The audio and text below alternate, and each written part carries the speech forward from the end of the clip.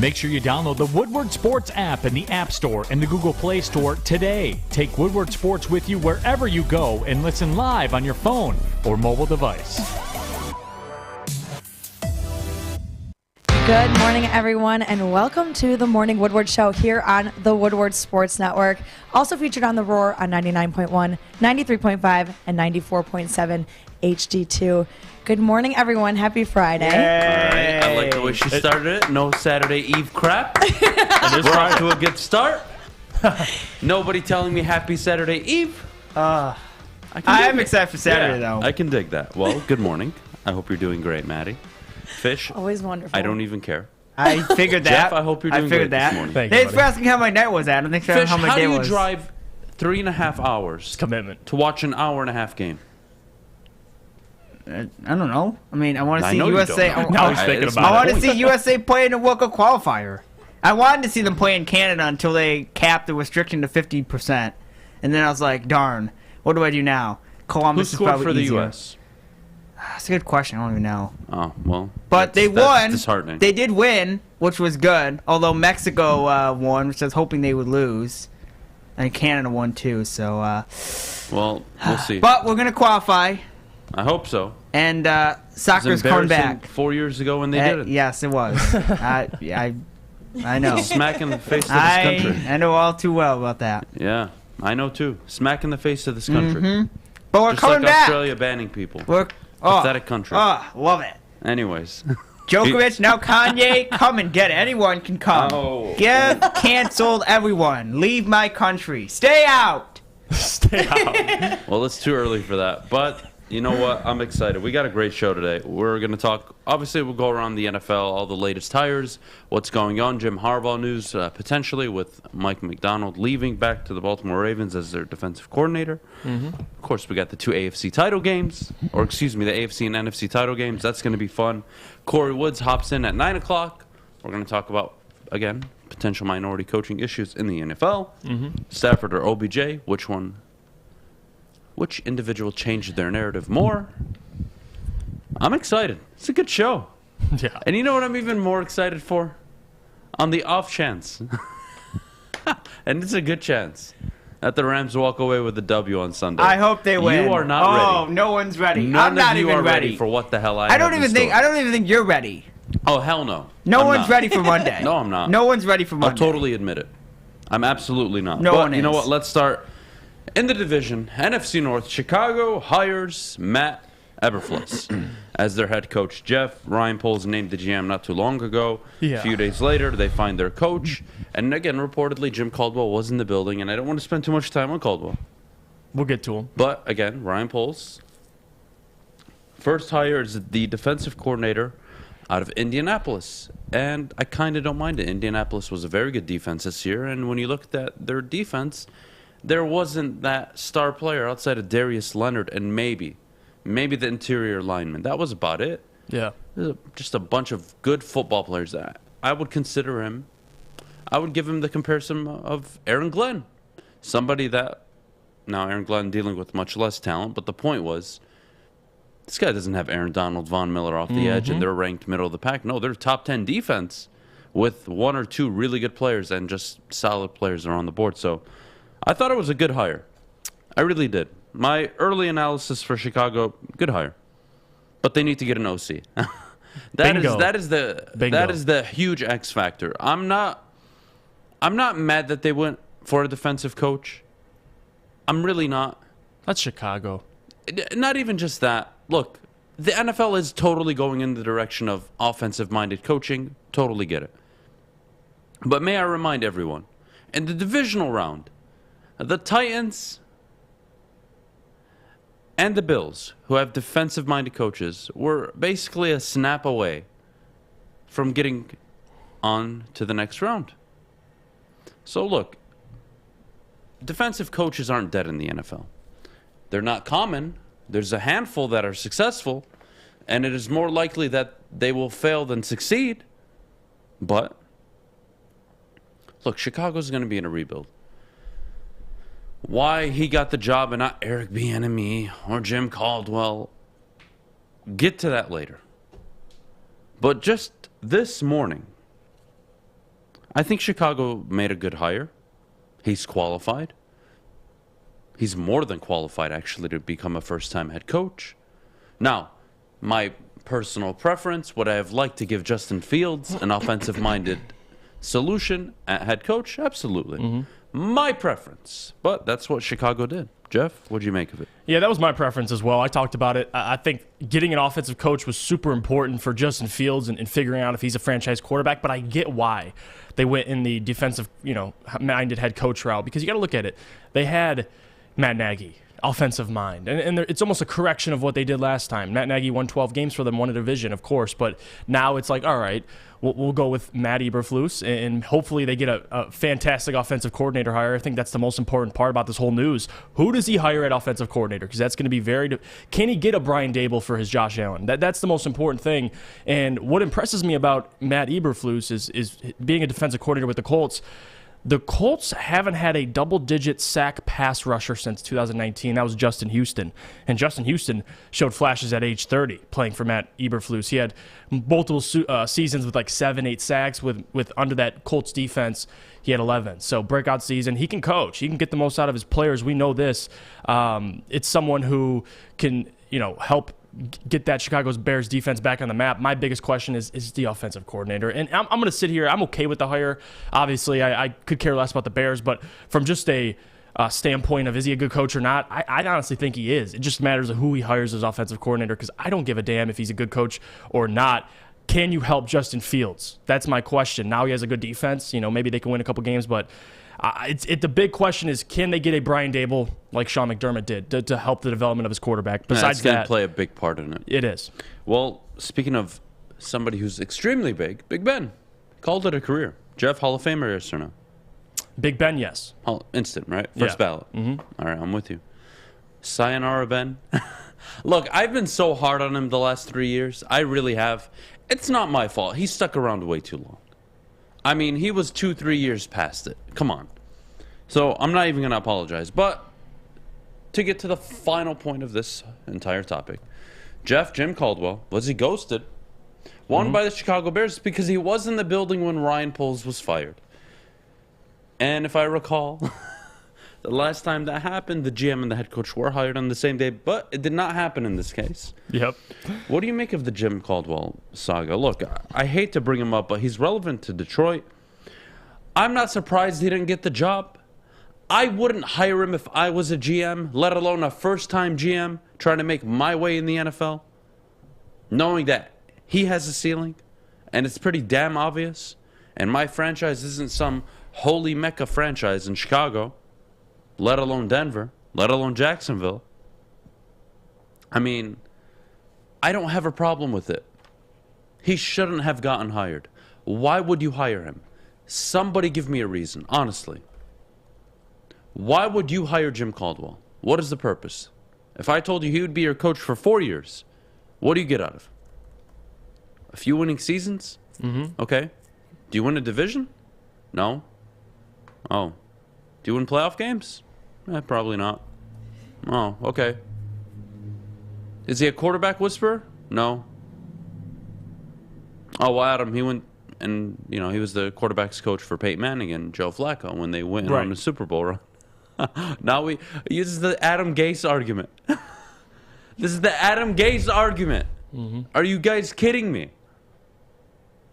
Now we give quarterback coaches all the credit for Super Bowls? Come on, guys. Come on. Caldwell, great dude. I wouldn't hire him as my head coach. I don't think he's being ghosted. I don't think it has anything to do with his skin color. No. The dude is almost 70 years old. Yeah. His most recent stop in the NFL was at a poverty franchise. And which teams right now are hiring? Other poverty franchises that just aren't good. And you want him to come in and do what?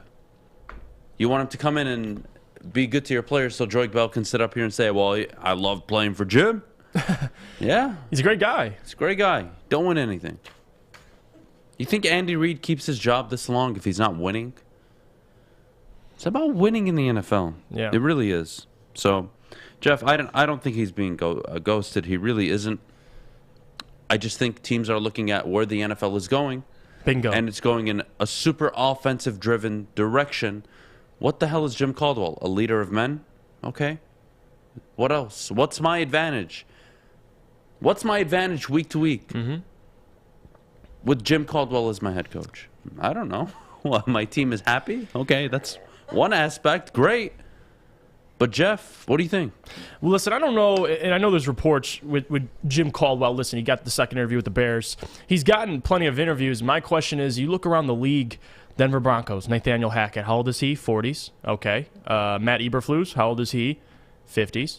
How old is Jacksonville? Hopefully they'll hire Byron Leftwich. He is 40s. So the league, you see where the league's going. It's younger. It's not even about being an offensive-minded head coach. You see Matt Eberflus get an opportunity as a defensive coordinator. Aaron Glenn getting interviews. How old's Aaron Glenn? 40s. So that's just where the league's going. It's young head coaches. Jim Caldwell got his opportunity. Obviously, love the man, but it's just realities. Yeah, opportunities. Yep. So not just opportunity. No. Opportunities. Opportunities. And with the Lions, that's kind of where he left off, took a break from the NFL. I think, listen, you're going to interview him, but Guys, interviewing him over, Nathaniel Hackett or Matt Eberflus, it's I'm tough. sorry. GMs aren't stupid. No. They look They at saw ceiling. what happened to Detroit. They look at The people's ceilings. last season you won, or the second to last season, I believe you won 8 of your 9 games on fourth quarter comebacks. That's sustainable winning? That's how you want to win as a football team? No. They saw a guy who had Matthew Stafford for 4 years and had 3 winning seasons. Great. Like, that's kind of the expectation when you have a franchise quarterback. Oh, you're 0-2 in the playoffs. And let's all not forget you hand-selected Eric Ebron over Aaron Donald. That is very damning. Sorry, whether you like it or not. But regardless, if I'm a GM, I'm sorry, Caldwell's not on my list.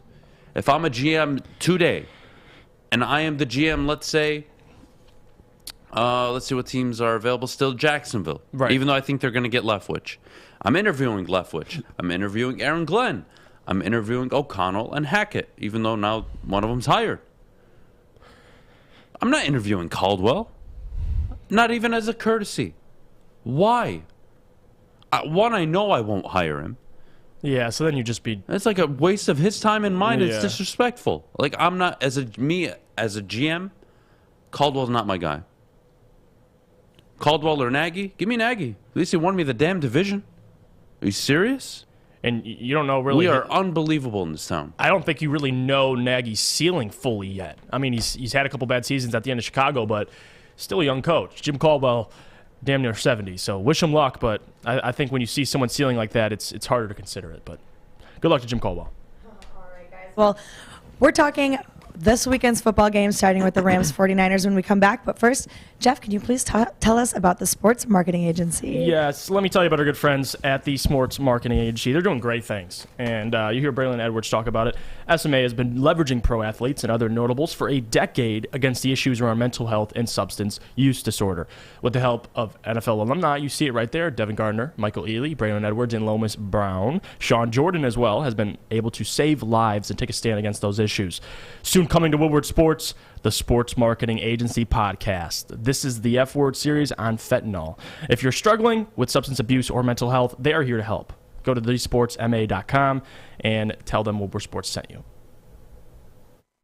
6 dark corners, a driveway and a patio, 5 windows that could become doors. Every house has unique security challenges. Guardian Alarm has more tech, more team, and more ways to help keep them all safe. Get a professionally designed and installed security and smart home system from Guardian Alarm. Sign up today and get a free video device. Guardian Alarm. Smart, right from the start. Call 1-800-STAY-OUT. Adham and Jeff have great hair. Their sports opinions are pretty good, too. That's why Sewell fell to you. Ding, ding. MWS Live on Woodward Sports.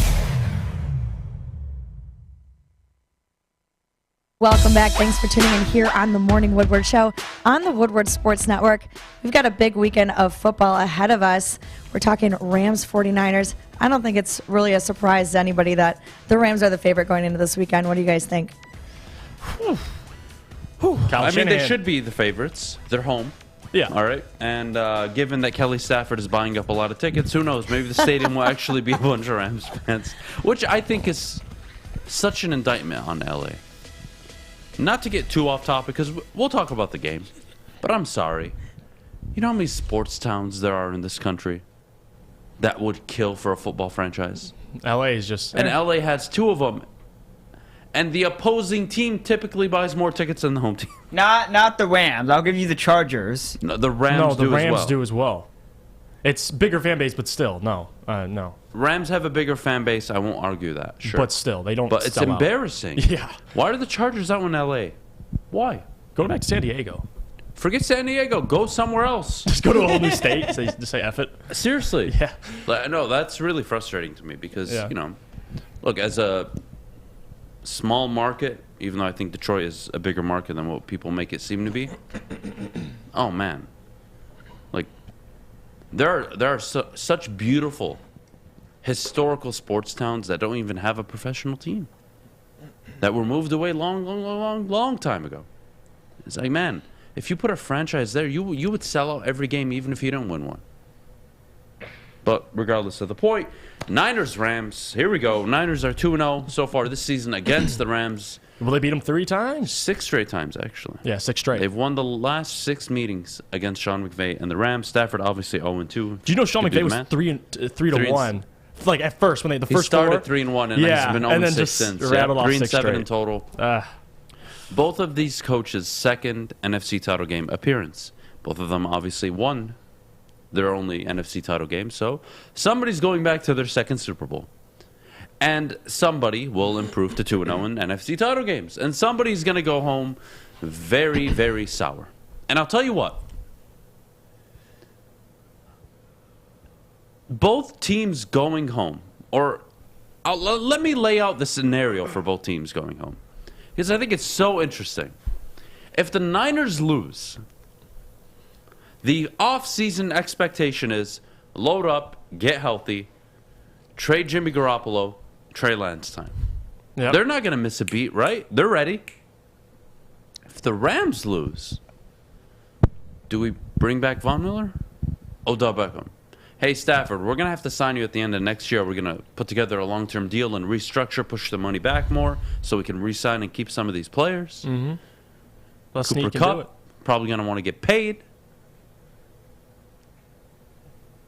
Offensive line, is Whitworth coming back? You're going to need a tackle.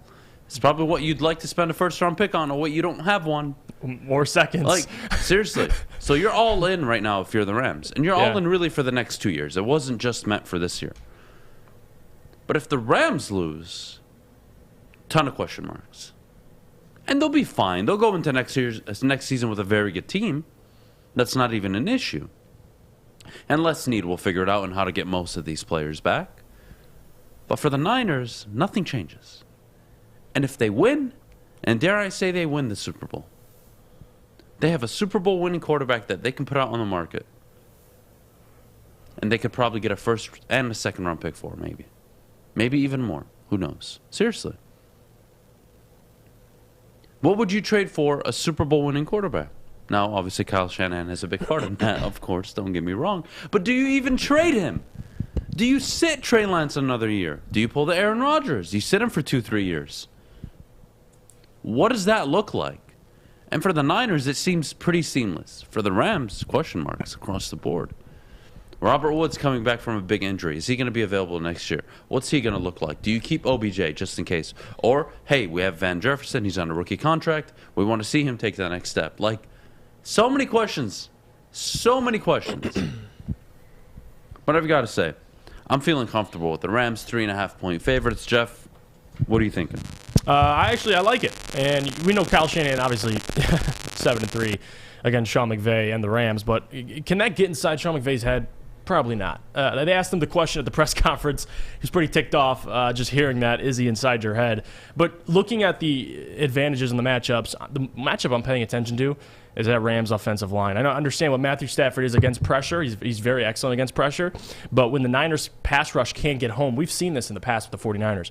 The secondary is open to big plays. San Francisco is 23rd in the league in defending explosive pass plays. Matthew had some shots downfield in their last matchup, and you saw it underthrown. It was picked off. Cooper Kupp had over 100 yards last matchup. So a lot of interesting matchups. You got Debo and Cooper, who's going to have a better game. You got Matthew and Jimmy G, who can not turn the ball over. And then you have the both pass rushes for both teams, and can they get home? That's what I'm looking for. It's crazy to think about. Both of these guys came from Mike Shanahan, that tree at Washington, and now where they are now. And just like you said, one of them is going to go to two Super Bowls. One of them is going to go home. And the Rams, to me, are the more complete team. The question is, the 49ers, man, and Kyle Shanahan have been able to just define the odds, beating the Cowboys, beating the Packers. I would not be surprised if they beat the Rams. But the question is, Jeff, what do you make of Jimmy Garoppolo? I need an opinion. Stable quarterback. Stable, okay. Is he Tyrod Taylor? Tyrod Taylor. I think he's more clutch late in the game than Tyrod Taylor, but similar, yeah. All right, so I want to bring up this point from Benji. I'll never understand the Jimmy G love behind a great team. He's not even doing anything, but the very least. Guys like Tyrod Taylor or Colt McCoy could do what he does. That is not true. You don't believe me? Go ask Kyle Shanahan. Go look at Nick Mullins, CJ Berthard, or whatever his name was. Go see what that team looks like without Jimmy Garoppolo. Go watch the Trey Lance footage from this year. You know why Jimmy G gets so much love and respect? Because in Kyle Shanahan's offense, he forces the ball down the middle. That is what Kyle Shanahan does. Why? Because they run a wide zone run package. Jimmy Garoppolo's degree of difficulty on every dropback is higher than most quarterbacks in the NFL. He's not throwing to the sideline often. He's not hitting the check down unless it's use check in the backfield. It's typically Deebo Samuel, Jennings, or Kittle over the middle where there's potentially 4 to 5 linemen, 2 to 3 linebackers, 1 to 2 safeties. The middle is so congested, and that's where the Niners live and die by. And you want to tell me, oh, well, yeah, his stats aren't the best. He's no Patrick Mahomes. Of course not. He's not nowhere near these guys. But you know what? He's still a very good quarterback. He's very good at what he does. And when he's asked to do something, he delivers at a decent level. It may not be consistent, makes you want to pull your hair out. Would the Niners be so much better with a Stafford, with a Kyler Murray maybe, with some of these, really good quarterbacks around the NFL? Sure. No, I'm not arguing that. But Jimmy G's degree of difficulty on the throws he makes are much higher than most of these quarterbacks around the NFL that you praise. I'm sorry. I will not allow any Jimmy G slander this morning. Yes, I have a crush on him. I celebrated my 6th anniversary yesterday. I told my wife very openly Oh, boy. that I would leave her for Jimmy Garoppolo. So, Wow. yeah, Benji, I'm not having your crap this morning. But she would probably leave you for Jimmy Garoppolo as well. Oh, hell yeah, she would. And I wouldn't blame her. If she walked in the house today and told me, hey, I'm moving to San Francisco. Jimmy G hit me up in the DMs. I'm leaving. Have fun. Have fun. I wish you luck. You deserve it. Do I look like Jimmy Garoppolo? Hell no. You think I can pull a porn star out of my ass? What's wrong with you people? Don't slander the porn star dating quarterback who looks better than all of us. All right, let's just admit it. He's got the jawline, he's got the looks, he's got the beard. I don't want to hear it. And if you're a dude, you know what you would do. So don't even talk to me about it. You won't admit it, that's fine. Jimmy Garoppolo is a good quarterback. He's just good. He's not special, he's not great, he's not very good. He's just, somewhere in that middle. But what he has that some of these guys in the middle of the pack don't have, like a Tannehill, like a Kirk Cousins, Jimmy G has it. He does. Now, he's not as gifted and talented as everybody else. He doesn't stay as healthy as everybody else. Fourth quarter Jimmy is a scary thing. 2-minute drill Jimmy is a real thing. When you need a field goal, he's there. So, yeah, I'm not going to slander the guy. He does what Kyle Shanahan asks him to do. No quarterback. Matthew Stafford would not throw for more than 4,100 yards in that system. Hell, I could argue maybe not even more than 38. Who knows? Why? Because they're running the ball consistently in a huge abundance. Mm-hmm. That is their game plan. That is their philosophy. Sweeps. They do all kinds of stuff. And they throw over the middle. Yep. Always. And if I have the number in my head correctly, if I remember, it's 63% of the time. That is a lot. You're asking a quarterback to really hit on the money every single time. Because like I brought up earlier, you throw it ahead of the receiver, above him, behind him, it's an interception waiting to happen over the middle. You can throw behind a receiver on the sideline. You can throw over him on the sideline. Hell, you could lead him on the sideline. It's fine. You're not going to get punished for it. You will over the middle. No Jimmy G slander this morning. Maddie, you would leave your husband or wife, depending on what you're about. Oh, absolutely. For Jimmy G. Yeah. It's not even a conversation. Alex, it's literally not a conversation. Would you be upset, Alex? Would you be upset if your girlfriend/wife left you for Jimmy Garoppolo? No, you obviously not. Okay. We have a group of understanding people. Jeff, would you be mad if your girlfriend dumped you today? Absolutely not. He's Italian, man. I mean, what do you want me to do? He's good looking. I mean, I'm Italian, but he's Italian. If my wife pulls Jimmy G, yeah, I am going to brag about that for the rest of my life. Sure. Yeah. I'm going to go to the bar, and I'm going to be hitting on chicks. I'll be hanging out with the boys, and I'm going to say, oh, yeah, you did this. Well, guess what? My wife left me for Jimmy fucking Garoppolo. Hey, just like my guy in the chat, Ruel Black said, Adam, if your wife pulls Jimmy G, you just say, well played, GG, and politely walk Yeah, out. hell yeah. I'll pack her bags for her. I'll buy her damn ticket. Say, well played, good game. I will buy her damn ticket. She tells me she's on a flight to L.A. or San Francisco because she pulled the porn star quarterback himself. Oh, my God, good for you. I'll pack your bags. I will drive you to the Metro Detroit airport. Not even a question. No Jimmy G slander ever on the show. Ever. Not allowed. Will not accept it. We got to go to break. All right, well, guys, when we come back, we're talking about the other game that's being played this weekend. But first, Jeff, can you tell us about Lady Jane's? Yes, guys. Well, it's Friday, and Friday for the weekend, get your hair cut. Lady Jane's haircuts for men. Let's be honest. We like things uncomplicated. We all do. And like Lady Jane's haircuts for men, you walk in, you sign in, sit down, and before you know it, you're handsome and clean. And don't forget, while you're getting your haircut, you watch SportsCenter, pay attention to your favorite teams. So get to Lady Jane's, open 10 to 8, 7 days a week. Walk in anytime because it is wicked awesome. Life is full of hard choices. We're here to make one of life's biggest decisions as simple as possible. My name is Christina Gennari, and for over 20 years, I've helped hundreds of families buy and sell homes. We cover all of Metro Detroit and more, from large luxury homes to starter homes. We will work hard to make sure that you get the home of your dreams. So if you're in the market today or even thinking about buying or selling in the future, make the obvious choice. Christina Gennari, the obvious choice in real estate. Visit us at soldchristina.com today. Putting on a show here, and that's how you answer. We love our sports. We just wish they'd love us back. Detroit sports for Detroit sports fans. Woodward Sports. Welcome back, guys. Thanks for tuning in here on the Morning Woodward Show on the Woodward Sports Network. Always make sure to follow us on Instagram, Twitter, Facebook, Twitch, TikTok, and anywhere else you can follow us. Download the app on Google Play and Apple, and of course, download the podcast wherever you may listen, whether it's Spotify, Apple, Google Podcasts, or Amazon Music. Guys, we've got two big games this weekend. We talked about the 49ers-Rams game, but now we get to talk about Chiefs-Bengals. Joe Burrow is the fan favorite for the ladies. Joe Shiesty. Oh, my God. What do you guys think of this game? I cannot wait. This is honestly, to me, the clear most offensively entertaining game of the weekend. And you're looking at kind of the, semi-old bull versus the young bull. The both explosive offenses, and honestly, two guys that can go for easily 400 yards in a game.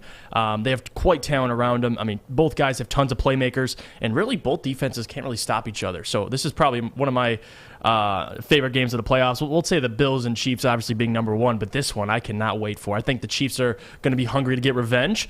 Do I think youth will play a factor? Not so much. I don't think so. Joe Burrow has proved to be different. His mentality.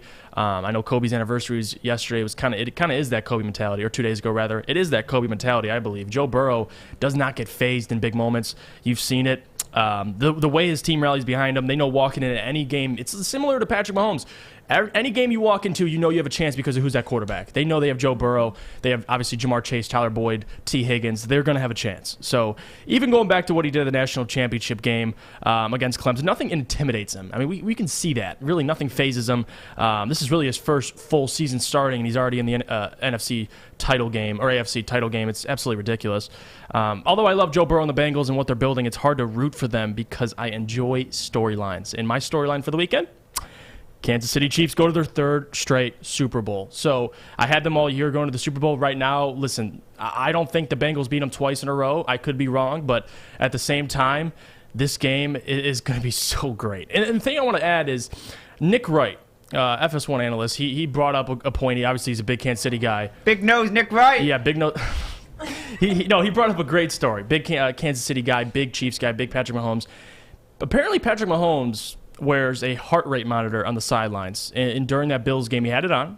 And the crazy thing about the whole story is they measured his heart rate, and when his heart rate was the highest out of the whole game, Fish, guess when it was? He was like mid-70s. But guess when his heart rate was the highest? What moment of the game? Guess. When they didn't have the ball?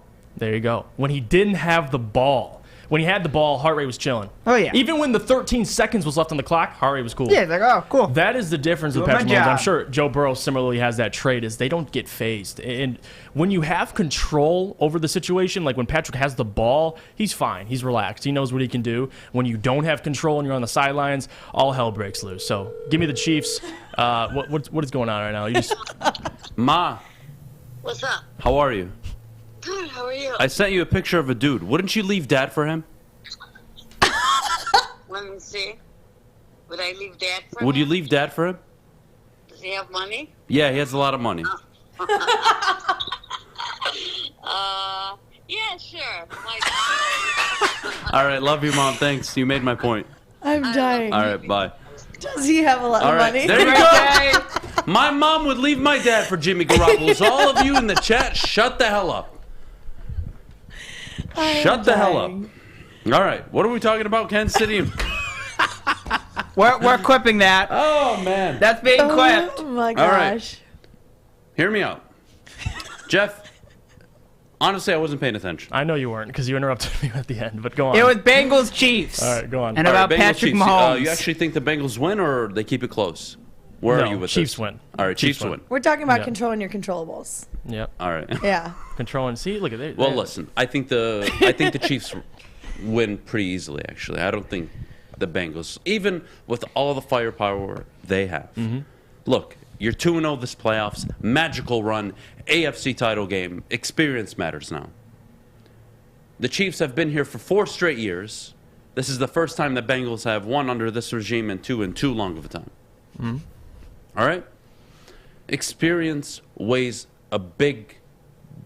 a huge part to play in this game, in my opinion. Maybe I'm wrong. But I think the Chiefs are prepared. They know how to go into this week. They know how to control their emotions, their excitement. This is not new to them. Give me Kansas City at least by 10. Minimum 2 scores. I'm feeling confident in the Chiefs, but to the game, I believe this over-under is set at 52, Jeff. I'm not 100% sure. I'm pretty sure look. it's set at 52, and for a playoff game, especially an AFC title game, that's a lot of points. Yeah, that is. But again, would I be surprised if the Bengals made it a close game? Hell, do I dare to say the Bengals win? No. Joe Burrow is that guy. But you know who else is that guy? The dude in Kansas City. And may I remind you, there is a stat I wish I was making up. Since 2018, when a team in the NFL's win probability drops below 5% in a game,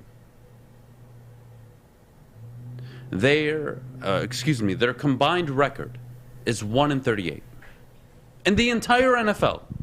Since 2018, Patrick Mahomes and the Chiefs, when their win probability falls below 5%, they're 3-1. Never say never with Kansas City. They have too much firepower. You saw it in the Super Bowl. You saw it last week against Buffalo. They are. You cannot count them out. I don't care if they start the fourth quarter down 14 against Cincinnati. Watch out. They could win by 14 by the end of the game. Takes 4 or 5 plays. Doesn't take much for Kansas City. They've got too much firepower, man. I'm not sure how the Bengals are going to keep up. I'm really not. I'm really not sure. And I like the Bills' defense more than I like Cincinnati's. I like Josh Allen as much as I like Joe Burrow. Oof, this is going to be tough, Jeff. I don't know how the Bengals are going to keep it close in this one. Yeah, I think, honestly, it's tough because I don't think the Kansas City Chiefs defense can keep up with the Bengals offense. You've seen it, man. Like, Chiefs have a all-time offense, but that defense, holy hell. They have quite a pass rush. Chris Jones, you have Frank Clark. Now they have Melvin Ingram, of course, but that back end, without Tyrann Mathieu, you saw when he went out with injury in that last game, hell broke loose. And I think Joe Burrow could punish him the exact same way, but Patrick Mahomes is Patrick freaking Mahomes, man. People forget how great he is in his first couple seasons. Listen, some of the throws he made against the Buffalo Bills, sidearm and through tight windows, I love watching this man play football every week. So give me the Chiefs this week. If I had to pick a score, I'll say Chiefs 34-27. All right, I think they score 27. 27. I like it. Well, listen, since we're talking about quarterbacks and their looks, all right, Joe Burrow. I can't help it this morning. Look, Jimmy G's on a whole different level of looks, all right? I love that your anniversary was yesterday, and I know, you're just going to sit here huh? talking about Listen, leaving your I'll wife. support her. If she gets up and leaves, it's all good. I would have zero animosity. Zero. I would hold no grudge. No grudge. Jimmy G can do whatever the hell he wants. Having said that, Joe Burrow's moxie has to come for something, right? I mean, this whole, the whole GAT thing, that's a thing. Yeah, the buffs. Oh my God, he's one of the most confident quarterbacks in the NFL right now. He's swaggy. I still need a pair of his you guys. sunglasses. I'm not gonna lie. Our game predictions, score predictions, all happens at 9:40. Second and last topic of the show. We'll get to the predictions later. But I'm telling you, don't be surprised if 2 underdogs walk away as winners this week. Yeah, I can see a 49ers and you have a Bengals. Niners-Bengals Super Bowl. Now, do I expect that? No, I don't. And you'll get my picks later. But man, I get 4 pretty good quarterbacks, if I do say so. Huh? 3 extremely talented quarterbacks, and then 1 you guys like to discredit, but I think he's actually very good. But he's not asked to do a lot, and nor do I want him doing a lot anyways. But regardless of the point, I hope you're all enjoying the show so far. We got to switch topics real quick. Mike McDonald hired as the defensive coordinator for the Baltimore Ravens. Jeff, what does it mean for Michigan first? Now, I believe they're bringing in Larry Foote, by the way, as a DC. But is that a sign Jim Harbaugh's leaving, or is that just Mike McDonald proved his point 1 year in Michigan, goes back to the NFL? The Ravens clearly missed him. Yeah. He'll be the DC there, and he'll probably get a head coaching job in the next 2 to 3 years. Yeah, I mean, John noticed that. They fired Martindale, and they realized, damn, we let Mike McDonald go to Michigan. He did a hell of a job this year. You saw what he did with Aiden Hutchinson, David Ajabo, and this historic season they had. So I think that was the easy answer for John. But for Jim, Mike leaving, I think, tells me that maybe the uncertainty, it could be half. I think it's partially Mike wanting to go back to the NFL, but it's also the uncertainty of Jim comes into play, and you don't really know what's going to happen with Jim. You know eventually you're probably going to have to make that decision to go to the NFL regardless. So if I'm Mike, I see that as a great opportunity. You're going to the Ravens in the NFL, be their defensive coordinator. He wasn't a coordinator before, so it's a big opportunity for him. And Larry Foote, great replacement. Obviously, I think he working for Tampa from Detroit. Linebackers coach coached for Tampa Bay Buccaneers. He's from Detroit, went to the University of Michigan, so I'm okay with Larry Foote. But Mike McDonald, that tells me a lot. Because I don't think really nobody knows what Jim's doing besides Jim. I don't know what he's telling any of the recruits or what his mindset is, but for Jim, I think it's more so of just waiting and seeing. And for coaches, waiting and seeing, sometimes they want to take opportunities of their own. So I can't blame Mike McDonald. I think it's a great opportunity for him. Go to the Ravens, have a chance to run that defense. They got quite a lot of studs on there, so no problem with it at all. But I think this kind of explains to me that maybe Jim Harbaugh's future isn't totally solved. There's still a lot of question marks there. No, I'm with you. But I got to say, I think it's a good move. Yeah, it's a great Look, move. he's going to set himself up for an NFL job, basically, in terms of as a head coach, 100%. I could totally see Mike McDonald being a head coach 2, 3, 4 years from now. Look at what he did with that defense. Now look at him as a head coach for the Chargers. So that's the thing for me. And again, that is the ultimate look at me, you know? Don Brown is a disaster for Michigan for 6 seasons. Yeah. I show up. We stifle Ohio State. They only scored 28 points, I believe, is what they totaled in the final game of the year against Michigan. Isn't that something? He's going to go back to Baltimore. Good for him, honestly. Happy for him. What does it mean for Harbaugh? Honestly, I don't see Harbaugh leaving at this point. Think it's too late at this point? He's recruiting hard. He's recruiting hard. He's out there. I mean, Harbaugh, just as a man, you would not be out there right now recruiting that hard if you were seriously entertaining an NFL job. You would get that deal done as soon as possible so you could tell these kids, look, I am taking an NFL job. The University of Michigan is a beautiful place. You should still consider going there, but I will not be there. Whatever the case may be. I don't know. But the point, again, I think Harbaugh's staying. And more importantly than that, it's starting to heat up in Vegas that Josh McDaniels is going to get another look. And I want to say something about Josh McDaniels. Dude, you can't keep taking interviews and not accepting a job. You are one of, if not the best offensive coordinators in the NFL. Without a doubt. You're top 3 minimum. You are one of the best offensive coordinators in the NFL. That does not mean you're going to be a very good to great head coach. Jim Schwartz is a good defensive coordinator. He's an average head coach. There is a big difference. Josh, this is likely your last opportunity. You've had one in Denver. You take this job, you're going to have Derek Carr. You're not going to have a quarterback problem. Take the job, Josh. If it's being offered, if the rumors are correct, take the damn job and figure it out. I don't care what division you're in. AFC West, 2 amazing quarterbacks, I don't care. But stop interviewing if you're not going to take one of these jobs. It's starting to get really annoying. At least for maybe me. Maybe I'm the only one in this room annoyed from it, but that's just my taste. We got to go to break. When we get back, guys, we always talk about narratives. Which player, which team is under the most pressure, which coach. Oh, I'm excited for that. And then after that, 9 o'clock, stick around. We got Kory in. I'm excited. Maddie? All right, guys. Well, before we go, we need to talk about Cintron. Oh, excuse me. Hold on. Oh, yeah. Cintron. Delicious. Absolutely delicious. Can have it any time of the day. And Cintron is an aspirational lifestyle beverage brand with a line of sparkling flavored energy beverages. Premium bottled water and revitalizer shots. Cintron is the official energy drink of the Red Wings and proud partners with Detroit Pistons and exclusively served at Little Caesars Arena. If you're looking for premium ingredients, long-lasting energy, balanced hydration, essential vitamins, and great taste, Cintron is your top choice. Buy online at Cintron World with promo code RedWings10. Save 10% with shipping included. Drink it, live it with Cintron. Okay, you thirsty little spin goblins. I want you to pedal into the next dimension. Spin it! Spin! Spin! Uh-oh! Carmen's falling behind. Let's give her the hiss of shame. Spin!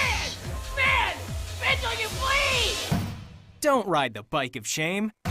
Come to Planet Fitness and find your own lane with tons of equipment, free fitness training, and no hissing. Join today for just $10 a month. Live from Woodward Avenue. That's why we're called Woodward Sports. Detroit's real sports network. Welcome back. Thanks for tuning in here on the Morning Woodward Show on the Woodward Sports Network. Very exciting weekend of games this weekend. Who do we think, though, is under the most pressure? Is there a coach? Is there a player? Is there both? Well, this, to me, left in the playoffs, who's under most pressure? Well, it's not Joe. They've already overachieved. It's not Patrick Mahomes. They've made multiple AFC championships. And it's not Jimmy G, because we know what Jimmy G is. And Kyle Shanahan's not under pressure. I think it's Matthew Stafford. And that's not pressure from Detroit at all. I mean, that narrative's done and over with. It's from the Rams side of things. So you got to look at Rams fan base. They want to go to a Super Bowl. If they lose to the 49ers in fall, it would be now 8-3 against Sean McVay. The 49ers are. You can't live with that. You can't accept that. You're the clear better team, the better quarterback. So it doesn't make sense to me. And number one, it is his first year in LA. I get that. But falling 7 straight times to Kyle Shanahan over the last 7 games is also not a good thing. And you can't really ask anymore what Matthew Stafford's done this year for the Rams. Honestly, a great first year, over 40 touchdowns, top whatever in QBR, top 3 in QBR. It was excellent. But you can't get bounced in the playoffs, even if you're in the NFC Championship, to a 49ers team who has Jimmy G and a significantly worse roster than the Rams, comparable player by player. So it's Matthew Stafford. Now, I think Matthew has a great chance to change his narrative. I think he does. And he's already done it in Detroit, but just overall narrative of ever getting to the Super Bowl. Braylon Edwards said it best yesterday in the office. It's possible for Matthew to go from maybe the most underachieved quarterback, being a number 1 overall pick in Detroit, to now maybe a Hall of Famer. If he wins the Super Bowl, he gets there. So I think, nothing but love for him from Detroit, at least from my perspective. But in LA, I think there's pressure, and there's pressure to get to the Super Bowl. Now, if he loses in the Super Bowl, I think people can at least live with it. But if you drop in the NFC Championship to the 49ers, even in your first year, and you might lose some of these guys next year, I think that's a problem. So I think Stafford's under pressure. Now, it's not in Detroit, though. That's over with. Yeah, no, I don't think Stafford's under pressure. 0. Okay, give me another one then. Same team. Sean McVay. What? You can't lose 6 straight to Kyle Shanahan. And look, Kyle Shanahan, again, my opinion, one of the better coaches. Top 5, top 6, top 7, depends where you want to put him. I don't care. He's one of the best coaches in the NFL. Okay? Styles make fights. Styles make matchups. You can't lose 6 straight. And not only can you not lose 6 straight, you cannot lose 3 times to the same team in a single year. The quarterback is not under pressure. Yeah. The whole entire narrative that he came with, the baggage, he can't win you the big games, can't beat teams with winning records. Yeah, but can't do any of that. Can't win playoff games. Can't win the division. Mm-hmm. Can't take your team far in the playoffs. 12-5 in the regular season, division winner. 2-0 in the playoffs against 2 winning teams, may I add. Beat the Cardinals towards the end of the year. Beat the Bucks earlier in the year. No, you're right. Beat them both in the playoffs. Like, he is but not... But you're answering Detroit's narrative. The Rams don't give a damn about can he win the big games. No, we're not going to change it now. No. We're not changing it. That was Detroit's... Again, the narrative that came with him is done. From our perspective, yes. No, not from our perspective. Rams want a Super Bowl. The national narrative on Stafford, not just local, was he underachieved in Detroit. Yeah. He couldn't win the big games. All right, fair. He's erased all of that already. Done. Dusted. You got to get to a Super Bowl. He is not he's not under the most pressure this weekend. He was under the most pressure against Arizona. You cannot lose that game. That would have been embarrassing. You can't. And then he goes up against Tom Brady, the defending champions, and walks it off. Mm-hmm. He has proven that you can win not only big games with him, but you can just win with him in general. This is something a big the game. Lions couldn't do. Of course, it's a big game. So if you lose this game, no, it's not. It doesn't change everything. So let me ask you this: you're a Rams fan. Let's just say, for example, okay, you beat Tom Brady, you lose to the 49ers. Well, we beat Tom Brady. No, it's a good year. No one's happy about them losing. That's pressure. That's pressure on Stafford. Every team is under pressure, but the guy that's under the most pressure is not Matthew Stafford. It ain't Sean McVay. Yes, it is. He's lost 6 straight to Kyle Shanahan. Okay. He's still an accomplished this year against them. He was part of the. Do I have to remind you guys? They did blow a 17-point lead, if I do recall, or a 14-point lead against the Niners. Yeah, offense wasn't looking good. Okay, Sean McVay is under the most pressure. No. Because if he loses a 7th straight time, and 3 times in a single year to the same coach, that is a problem. The Bengals aren't under any pressure. They're happy to be there. The Chiefs, that's their 4th straight AFC title game. They are not under pressure. They've been to 2 straight Super Bowls. They lose, you know what? It was a run. We went up against a team that was hot. Joe Burrow, they're up and coming. They're going to be around for a while. All right, we didn't get it done. The Niners, I told you already, they're going to retool. We're going to build around Trey Lance. Whether they win or lose, it's, all right, Trey Lance time. Let's restock the team. With the Rams, so many question marks. And I'm sorry, I love Sean McVay. You cannot lose to the same team 3 times in a single year. Sean McVay's under more pressure, not Matthew Stafford. Stafford has over-delivered in these playoffs. He delivered in the regular. What do you mean, no? He's over-delivered. He's over-delivered, you're right, but this is the Rams' perspective. They don't give a damn. The Rams' perspective. They don't give a damn. The Rams' perspective is they were underdogs going into Tampa Bay, which means they should have lost that game. We talked about who was the more healthy roster going to that game. The Rams. Okay, so we talked about more healthy of a roster. Tom Brady's going to have an uphill battle. They had 4 turnovers in the last how many minutes? They would have beaten the Bucs. Okay, we get that. Good job. But you're not going to tell me a win over Tom Brady next year. You better win the Super. You have to get a Super Bowl or something. What was Matthew Stafford brought here to do? Get to the Super Bowl. Correct? Yeah, and probably win it. Because Jared Goff got there. You got to win it. You got to win it. Last I checked. Okay, Jared Goff got there. He threw 1 touchdown on the way there. So that's why they upgraded that quarterback. Right. They want to get back to the Super Bowl. They want to be one of the better teams in the NFL. They could not win their division for the last 2 years with Jared Goff, which is why they traded for Stafford. Yeah, he's a better quarterback. They win the division. They win 2 playoff games. One of them on the road. Now they're hosting an NFC title game. I'm sorry. Yeah, they're all in. Sean McVay. Look, if Stafford goes out and throws 30 interceptions, sure. But going into the weekend, I'm sorry. It is Sean McVay. It is not Matthew Stafford. How is Matthew Stafford under pressure? He can very well lose in the game. He's already delivered in these playoffs. He's delivered. He's been the best quarterback in the playoffs. Okay. But you just made my point. You said if he goes in and throws 3 interceptions, that's why the pressure. Yes, but going into the game, who's under more pressure, Sean McVay or Matthew Stafford? It's clearly Sean McVay. Now, if Stafford has a horrible game, that's my of course Monday you're going to come in and we're going to say you can't play like that. That's an NFC title game. Oh my goodness, we'll have the conversation Monday. So going into the weekend, it has to be Sean McVay. He's lost 6 straight to this coach. Okay, so if Matthew throws 2-3 interceptions, they lose. You're going to be like, all right, Sean McVay, we're talking about you going messed into up. the game. I'm not talking after the game. I don't know what Stafford's going to do. He's shown he could turn the ball over multiple times, or he has a great game. That's pressure. Are you going to throw your team and do a loss? In this playoffs. What Stafford's done in this playoffs. Hasn't thrown an interception. He hasn't thrown an interception. Right. He's been money. He's been money. He's been absolute money. I'm not worried about Stafford against the Niners. I'm not. Sean McVay, are you going to overthink it? Are you going to overthink it again? And are you going to lose to Kyle Shanahan? Adam, they're 0-2 against 49ers this season. Who was that quarterback? And who played bad in both games? Who played bad in both games? Matthew Stafford. Okay. So you're making my point. Now we're in the playoffs. Okay, so Sean McVay's the reason why he had 4 or 5 interceptions the last 2 games. This guy, he plays amazing in the playoffs. He's had a great run. This isn't me going against Stafford, but the reality is, if Stafford goes out there, yes, you can crap on Sean McVay, but I'm not going to sit here and say, well, Stafford's fine. I mean, he threw his interception, but Stafford has 4 touchdowns and 3 interceptions in his 2 games against the Niners. That's bad? But that's good. I'm asking. You said he had 2 bad games.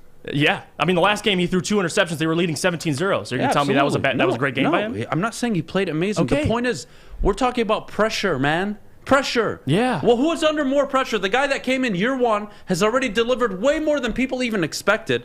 And none of you tell me that going into the year, they were a Super Bowl or bust roster. They upgraded mid-season, and they were struggling on defense, and they got better with Von Miller. And OBJ saved them because they lost Robert Woods, and they didn't have Cam Akers the entire year. We make up things in our head. I'm sorry, Sean McVay needs to beat Kyle Shanahan. And we'll get to it later. Is Kyle Shanahan in Sean McVay's head? And he came out and said no, obviously. But I'm sorry, you don't lose 6 straight times to a head coach, and you tell me that the quarterback who's there for the first time, making his first ever title game appearance, is under more pressure. I don't get it. No, from a Rams fan base, if they lose, they're not going to say fire Sean McVay. I'll tell you that. No, and they're not going to say get rid of Stafford either. They're going to be like, if he plays bad, come on, dude. What do you mean they got to a Super Bowl with a quarterback who threw 1 touchdown? So what are they expecting with Stafford? They're expecting more, but he's already delivered for them. That is so they beat Tom Brady. Congrats, LA. You guys are more than happy. No, that's not how that works. This is hilarious. Matthew Stafford is under. I mean, they're both under pressure, but Sean McVay's fine. Unless he wants to go to TV. Going into the game, McVay is under more pressure. That is a fact. He's lost 6 straight to this head coach. 0-2 this season. He started off 3-1 against the Niners. Now 0-6. Him and Kyle Shanahan were hired at the same time. They're both making their 2nd NFC title game appearance. The pressure is on Sean McVay because if he gets outcoached again for the 3rd time this year, and may I remind you, he was outcoached in both games, especially in the second half of the Week 18 matchup. if he's out-coached again in an NFC title game, he's the one under pressure. Yeah. You're going to be the one sitting up here like, Sean, you got to put your team in the best position possible. You guys made 0 halftime adjustments. This is the 3rd time this year you saw the Niners do exactly what they were going to do against you, and you still couldn't stop it. Not, the quarterback.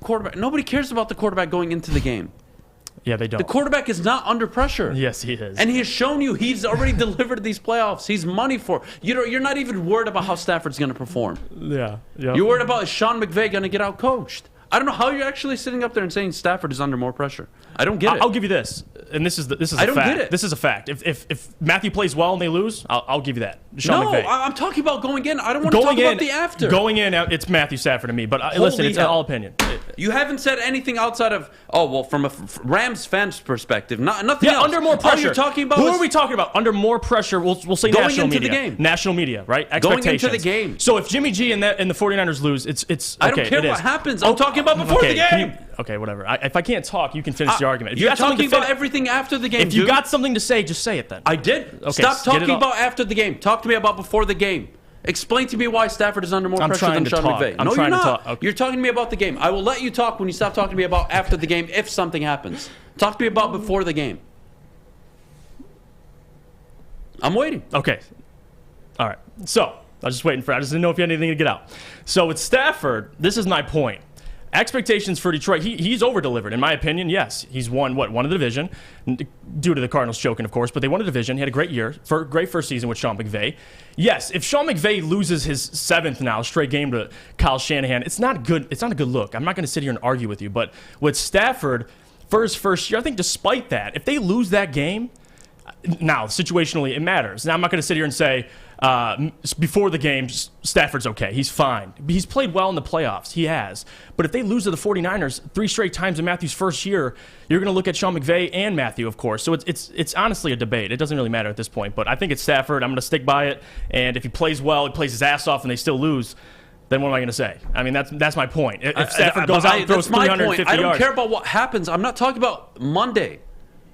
Going into that game, I have a head coach who's lost 6 straight games to one head coach in his own division, who got outcoached in the first game and outcoached in the second half of the second game. That's a reality. Did the quarterback play well in the second half? No, he didn't. No.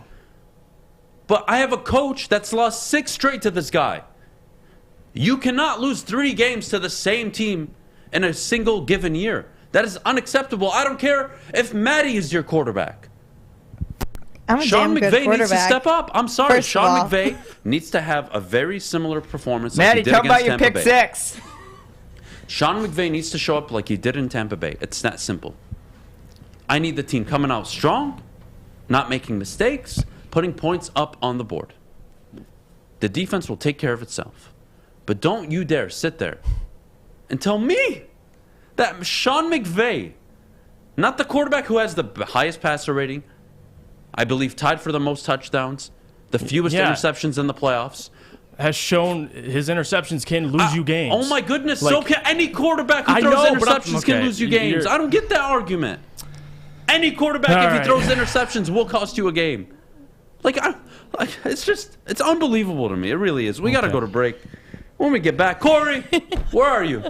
We got to get Kory in here. We got to talk about some football. Don't interrupt him.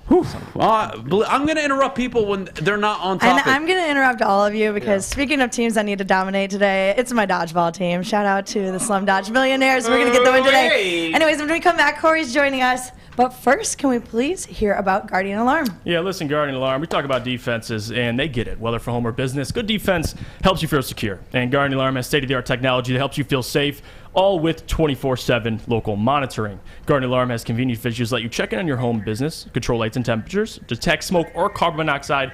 It will even let you lock and unlock doors. Call 800-STAY-OUT today. That's 800-STAY-OUT. And let them know Woodward Sports sent you. Everybody stay out.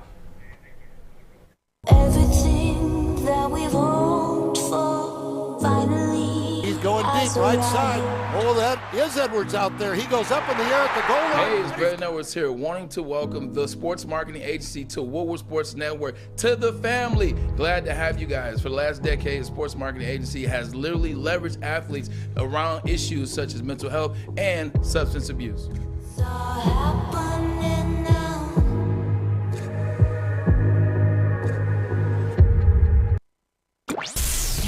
Detroit alternative to the normal sports blah, blah, blah. It's Woodward Sports. All right, welcome back to the Morning Woodward Show. We are joined by the very handsome Mamba Mentality. What up? What up, Kory? How are you this morning, man? I'm doing pretty good, man. All right, I just want to get into this. All right. Hackett, Eberfluss hired yesterday. Jim Caldwell, Eric Bieniemy ghosted again. Where do I start? So with Jim Caldwell, I keep beating a dead horse at this point, but I wouldn't hire him if I was a GM. If I was making a decision for my franchise, it was my first job, I was a new GM, I wouldn't go with Jim Caldwell. Very honest with you. Would I interview Bieniemy? Hell yeah. I would interview Aaron Glenn, definitely Brian Leftwich, and I would probably lean towards the offensive guy. That's just my taste, but that's just my decision-making, my brain, right? Chicago hires a defensive coordinator from Indianapolis, and they have a rookie quarterback who's now going into his second year, who you need to figure out if he's going to be your franchise guy. And last I checked in the NFL, you don't have 3, 4, 5, 6 years to figure it out. They give you 2 to 3. But are we seeing another example of undermining minority issue problems in the NFL, given that Ryan Poles, minority GM hired, the Minnesota Vikings, minority GM hired? Like, we're not seeing an issue there. Where are we going? What is one, you're feeling this morning, and two, is there an explanation for Bieniemy? At this point, I'm sick of Bieniemy because, I mean, the dude's been an OC. He's got the qualifications. If you're telling me he interviews bad, okay, that's fine. But I would take Andy. If I'm a GM and Andy Reid tells me, Adam, he'll be good. He'll be a good one. Trust me. I'll probably hire him. So it doesn't make sense why he isn't getting hired. And there's no, fireball report that's giving me all the information. I don't know why. But what the hell's going on? I have no idea. First, I want to go off with the Denver hire. Denver hire was a smart one. That was a smart one. I have no issues with that. I mean, Hackett, what he's done with the with the Packers, 3 years there, past 2 years, top 3 defense, top 6 his first year. I mean, even before that, when he was with the freaking Jacksonville Jaguars, he got to an AFC title game with Blake Bortles. So I mean, you're telling me you're gonna get that guy in who's a great offensive mind, give him a top 3 defense. I mean, hey, make it work. So you might be able to get Aaron Rodgers over there. So I'm cool with that hire. But the Bears one was pretty confusing. Just like you said, you got Justin Fields, rookie QB, plenty of potential. I don't know. Maybe I hear they're pretty cheap. Is this what the move is? Because it doesn't make any sense. I don't understand the overlooking Eric Bieniemy at this point. I think he doesn't interview well as a cop-out. I mean, I don't know where that comes from, where that type of leak happens. But when you have Andy Reid, who has a coaching tree that I think a lot of people have a lot of respect for, when he's vouching for the guy, when Patrick Mahomes is vouching for the guy, this offense that we love from the KC Chiefs, when everybody's vouching for Eric Bieniemy to get a look, at what point do you listen to the players? I mean, there isn't anything bad said about this guy, so there's still a lot of other jobs open. I don't want to, jump the gun yet. Let's see where he lands in those spots or who else gets hired. But I don't understand him getting looked over this many times unless to me, is he turning them down and hoping that maybe he'll get Andy's job if Andy's stepping away soon or something like that? I've heard of that, but he's publicly interviewed for jobs. So I mean, if that was the case, he would have just turned them down. Like, yeah, I'm staying here. Like, Dan Quinn turned down any other interview. So it's I don't know what the deal is. Only thing I can think of is that they're interviewing him just to interview him, but they're holding his past against him. He's had some legal issues in the past. Don't want to get into it. So I think that could be the only thing that they're holding against him because the the Andy Reid coaching tree outside of the Bill Parcells coaching tree, and now Mike Shanahan, you're starting to see it flourish. I mean, that's some of the best of the best you can get. Yeah. And I would take a chance on Bieniemy. And honestly, I wanted him here in Detroit. When Matt Patricia was hired, Bieniemy was at the top of my list of guys I wanted here. Now, of course, we went a different direction. Whatever happened. But the point is, I don't think people are, doubting his capability. But Jesus Christ, it's odd to me. as somebody that's so open about, against a lot of this narrative stuff, like, oh, okay, but like I get his legal stuff. If he can coach, I don't care. I want to win. I don't care if he's black, white, legal problems. We don't care about that in the NFL. Seriously. I'm being real, man. I mean, there are guys who are playing who have whooped up some chicks and kept on playing. Real. So I'm sorry. You win me 13 games and get me to a Super Bowl. Honestly, I don't care. Now, look, I mean, there's extenuating circumstances. Don't get me wrong. Yeah. Obviously, but the point is, there's not a single GM in the NFL who would sit there and say, you know what? Give me Joe Judge over Eric Bieniemy because of his legal issues, or give me Matt Patricia over Bieniemy. Like, I just find it insane. But Bieniemy hasn't gotten a job yet, and he hasn't gotten an offer. At least he's interviewed. And look, if he's in a bad interview, okay. But again, if he interviews poorly, and I'm the GM, I'm calling Andy Reid. Andy, hey man, look, I'm not gonna lie to you. It was a poor interview. I'm not sure if he can command a locker room. I'm not sure if he can do this. I'm not sure if I can work with him. Andy, you work with him every day. Give me the pros and cons. Should I take a chance on this guy? And he would give me his feedback. And if he suggested to me that I should give this guy an opportunity, you know what? If I'm going to lose my job going off an Andy Reid disciple, so be it. Damn it, so be it. Seriously, so be it. Again, my perspective. Like I said, I don't get it. We'll see what's going to happen with these next couple of hires. I think also New Orleans would possibly be a good look for him as well. We'll see what happens there. But if he gets passed over in New Orleans, and then I'm going to start being like, okay, what's really going on? Are you upset that Jim Caldwell just didn't get an offer? I'm not at this point, but maybe I'm just in the minority. I'm in the middle. I'm like, if he gets another offer, good. I believe that he'll. At worst, he's not going to embarrass your team. He's not going to go 2-14. Yeah. He's going to at least make your franchise respectable. He's going to put. As a coach, he's going to put a good product out there. I also think too that maybe could be with his age. I believe Jim Caldwell's, thinking like 67. So I'm not saying that the game has passed him, because there are all reports that he's a player's coach. But maybe you want to go with somebody a little bit more younger, longevity type reasons. So I'm not too mad that he didn't get a look, but it would be nice to see him, get a job. But if the enemy is shut out again this year, I'm going to be real with you, all right? Yeah. I love when you come on and we get to talk about stuff like this. But again, me as a GM, I don't care what you are, you know what I mean? Yeah. But I have to be fair. I have to acknowledge just the world we've come up in, right? Mm-hmm. Fair enough? Sure. Josh McDaniels, I think, is the perfect example, right? Guy gets a job in Denver, total dumpster fire. Dumpster. But he's one of the best offensive coordinators in the NFL. That's why he's getting looks right now. That's why. Jim Caldwell hasn't even been an OC, not a quarterback's coach. He hasn't even been working. And for me, he did take off some time from working with the health issue with the Dolphins. He's doing a lot of good stuff off the field, a lot of community work. He's a great man. But again, I got my options are the offensive coordinator O'Connell, who is from the Sean McVay tree, which is damn good, or I get the offensive coordinator from Matt LaFleur, also from the Sean McVay / Mike Shanahan tree, also good. Oh, he also coached Aaron Rodgers, who potentially wants to go to Denver, so that kind of made sense. But regardless, those are two good options. Mm-hmm. I have Aaron Glenn. I'm New Orleans. I strongly consider him. Absolutely. And there are guys out there. Leftwich, he has to get the Jags job. Bulky, do not mess that up. If the Jaguars, who the hell are they going to get? If the Jaguars do not hire Byron Leftwich, that's equivalent to bricking a point blank layup.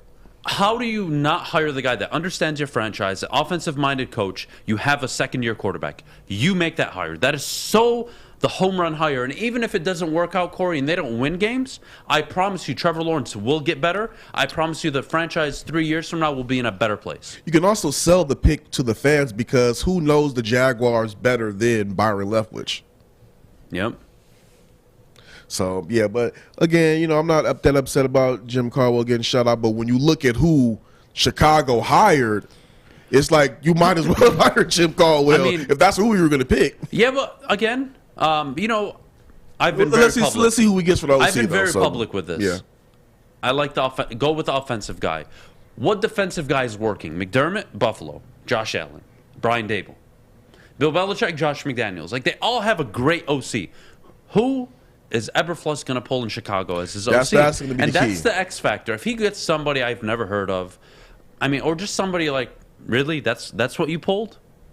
I mean, I'm going to be upset with that decision, not because I didn't feel there's a better candidate, but I would have gone offensive. I have Justin Fields. I need to make it work. I don't care who the guy is.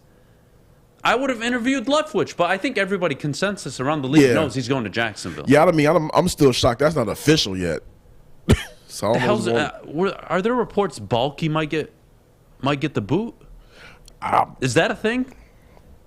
I gotta look into that. I've gotten a few comments on that. I've had people message me about it, but I don't know how legitimate. Yeah, I haven't seen anything about it. The only thing I've seen is that the Leftwich news is there. It's supposed to be getting finalized, but it's not official. So we'll see. All right, this is probably how I want to end it. We got 2-3 minutes left. I do want to ask you a question off topic. Me and Jeff had just actually finished this discussion.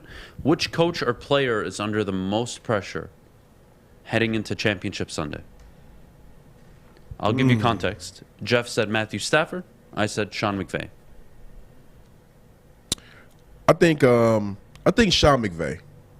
I think Sean McVay because, all right, Stafford to me has already alleviated his pressure when he won his first playoff game. He did what people like me question whether he could do it or not. So that's gone. Right now Stafford's playing with house money. Not in LA though. Not in LA, but as far as the narrative of his career, he's playing with house money for the rest of the playoffs. When it comes down to Sean McVay, all right, you went ahead and booted Goff out of town to get this guy, to get all these weapons and everything like that. Now you got to go ahead and bring it home. So I think between those two, just off of that alone, I think the pressure will be on McVay. And the coach has lost 6 straight to Kyle Shanahan. They blew a 14, 17-point lead, I recall, Week 18, final game of the year. Yeah. They were embarrassed the first game of the season, not first game of the season, but their first meeting of the season. I believe it was 31-10. I'm gonna go. They got his number. Huh? He got his number. Yeah, he does have his number. It's actually a thing in national media right now. The question being posed, and it was asked to Sean McVay himself, is Kyle Shanahan in your head? You can't lose 6 straight to a coach. You can't lose 3 times in a single season to somebody. That's tough to do. Yeah, so he has to get that done. He definitely has to get that done. Going into the weekend, I'm not talking Monday, what happens after. I don't care. Going in, I really do believe out of everybody, Chiefs, Bengals, Rams, Niners, it is McVay. It's McVay. All right, well, Kory, thank you so much. We got to go. Whew, when we get back, what do we got? Stafford and OBJ. That's what we got. Who has been able to change the narrative on their career more? Well, I'll tell you what I won't change. I'm not changing my vodka. It's going to stay to Gypsy. And let me tell you about Gypsy. They are the best tasting, smoothest vodka on the market. Not only are they made in Petoskey, Michigan, but guys, there's no better feeling than supporting local. And that's exactly what Gypsy are. Stop by, ask for it by the name of Gypsy. And as always, please do drink responsibly. Hi, I'm Kay Cunningham. I'm proud to partner with Hall Financial, the mortgage company known for 5-star service. Don't just take my word for it. Check out their 5,000 5-star reviews for yourself. Go to callhallfirst.com and get started with your 5-star experience today.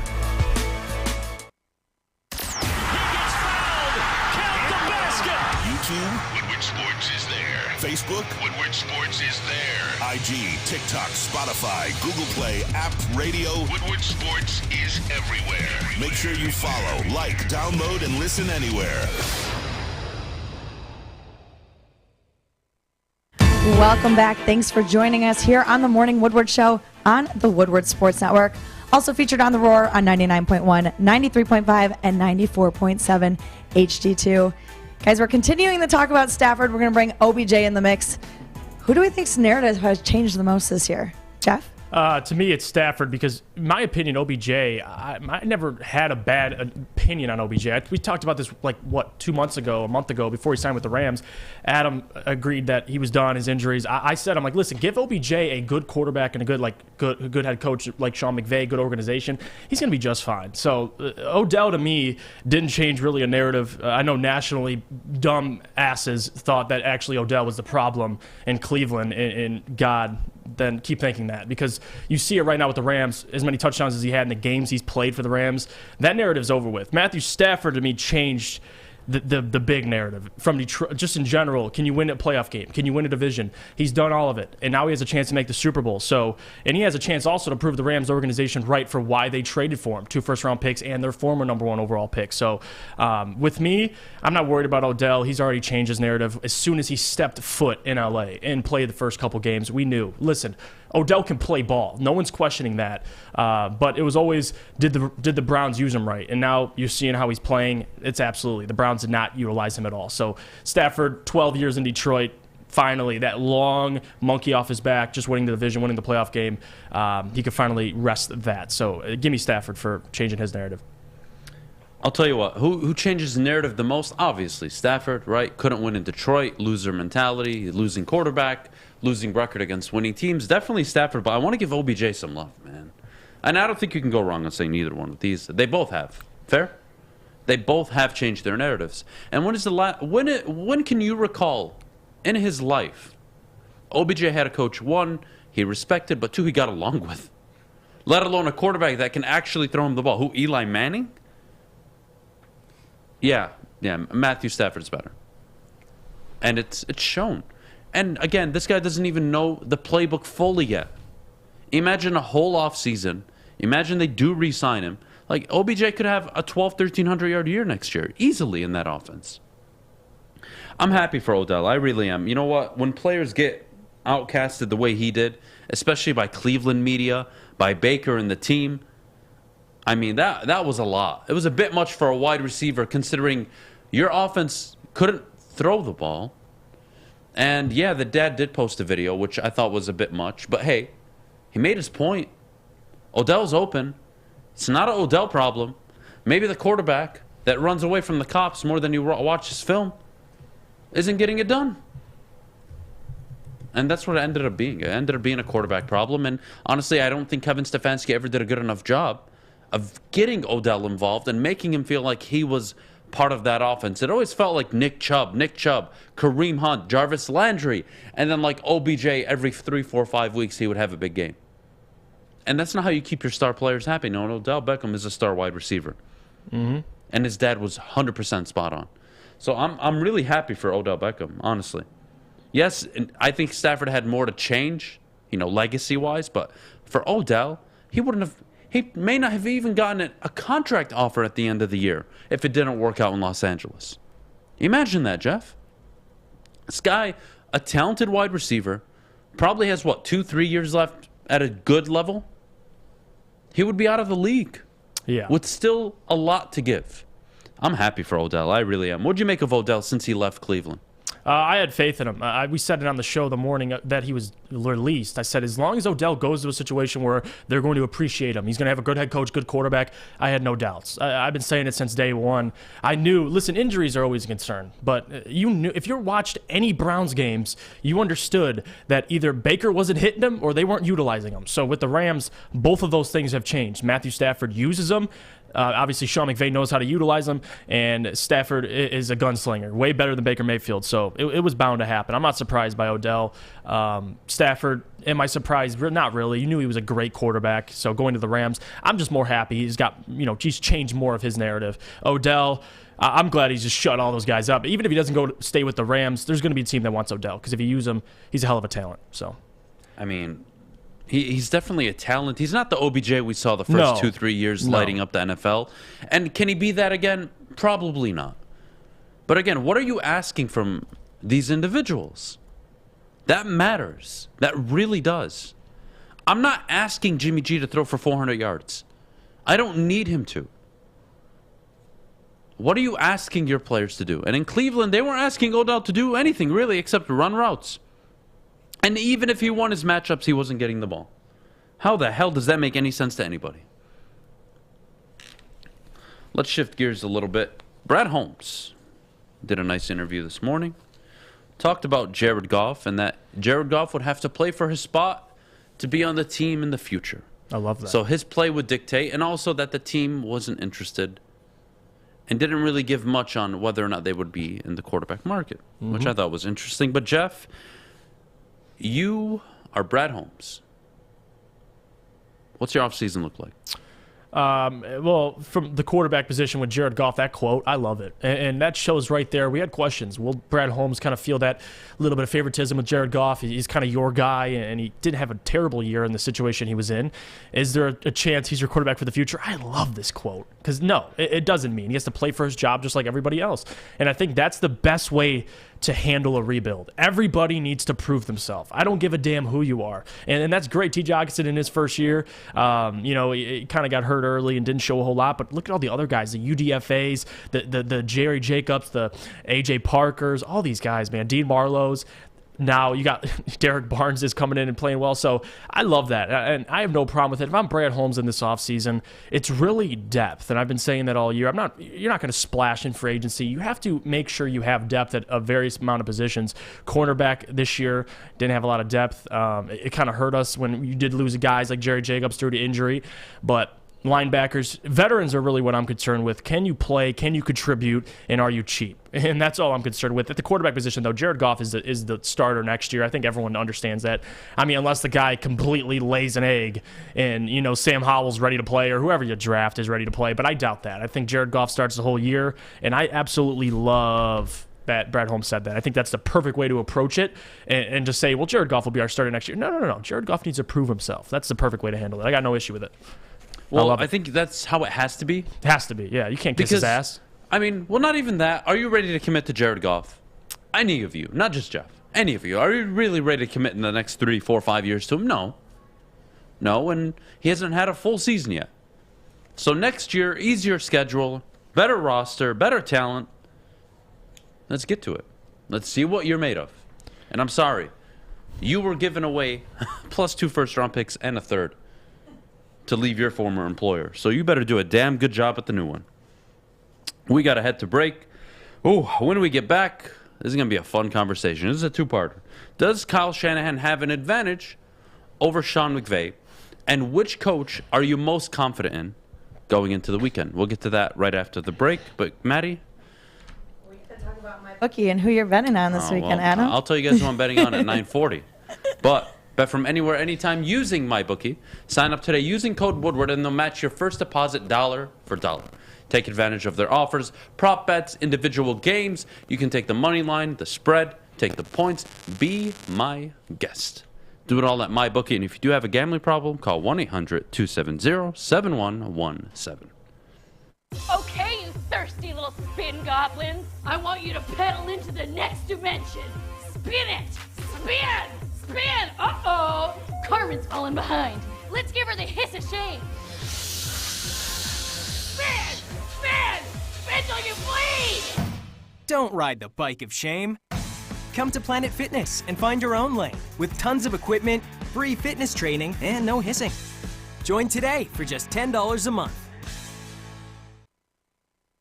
It's time for another Overreaction Monday, where we make mountains out of molehills and press the panic button way too early. I've answered it. Open your ears. Only on the Morning Woodward Show. Woodward Sports.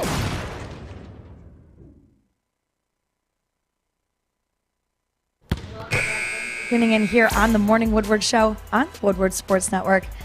Big weekend ahead of us. We're sticking with the Rams topic right now, Rams 49ers, guys. So we talked about this earlier. Does Kyle Shanahan have the advantage over Sean McVay this weekend? Adam? Well, theoretically, yes, he does. He's won the last 6 straight matchups. It's not even a debate. So, yeah, Kyle Shanahan does have the advantage. And again, the way the Niners play, no team matches up well with the Niners. No team. A team that can control the clock, pound the rock, be physical at the offensive and the defensive side of the front. That is not fun to play against. It's physical, it's tiring, there's fatigue involved, It's mentally draining, and Kyle Shanahan is one of the smartest play callers in the NFL. Now, does he have an advantage this weekend? I'm not sure.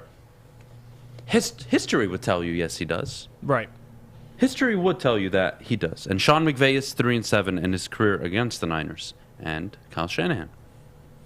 But this is their first playoff matchup. And not only is it their first playoff matchup against each other, but they've played each other already twice this year. They're division foes. They know everything about each other.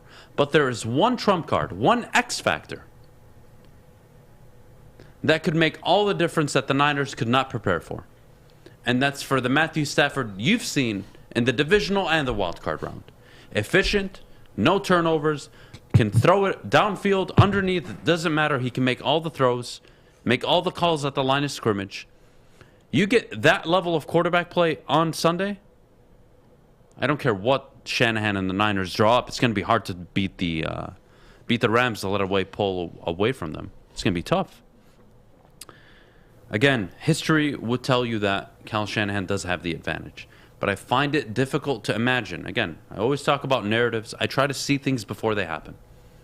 I find it very difficult to imagine that Sean McVay, again, one of the better head coaches in the NFL, with the best quarterback he's had, with one of the better rosters he's had, loses to the same team 3 times in a year, and it costs them an opportunity to go to the Super Bowl. That's a tough one for me to see. Jeff? Yeah, I agree with you. I mean, historically, head-to-head, yes, Kyle Shanahan has the matchup advantage. But if we're talking roster, I don't agree. I think the Rams have, but probably equally, if not better, players on defense. In terms of star players, Von Miller, Aaron Donald, of course, Jalen Ramsey, they have a better quarterback.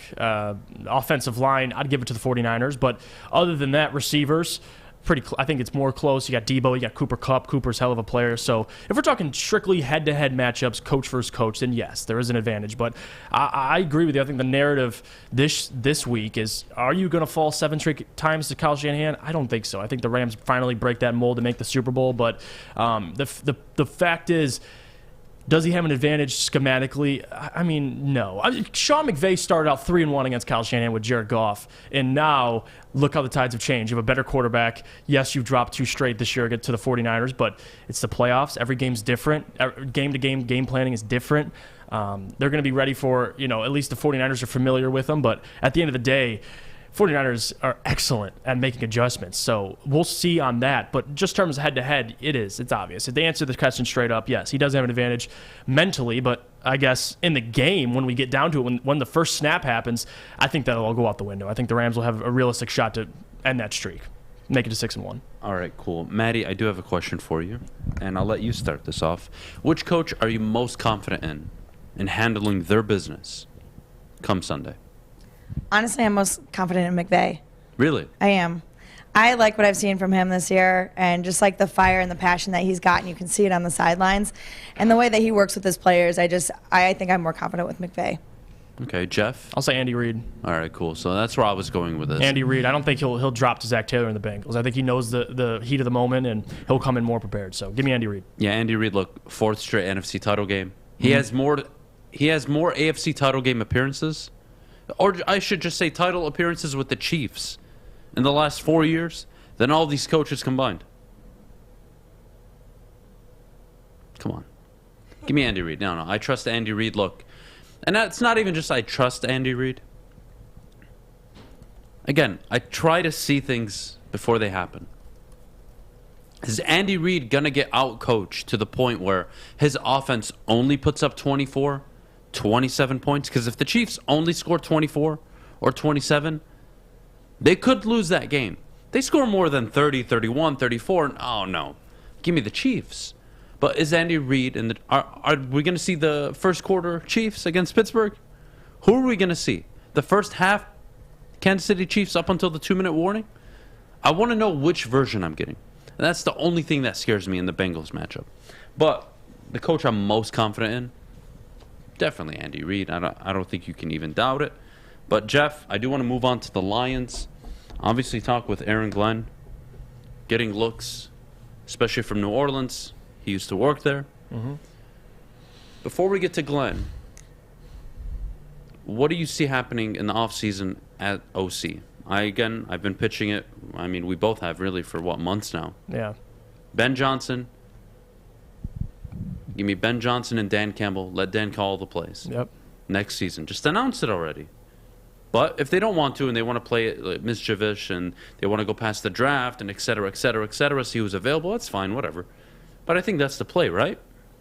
Absolutely. I think, listen, I've been on Ben Johnson all year. I've been advocating for him. I want him to be the offensive coordinator. But there's a difference. I want him to be the offensive coordinator. Does he have to call plays right away? No. I think Dan's done a damn good job at that.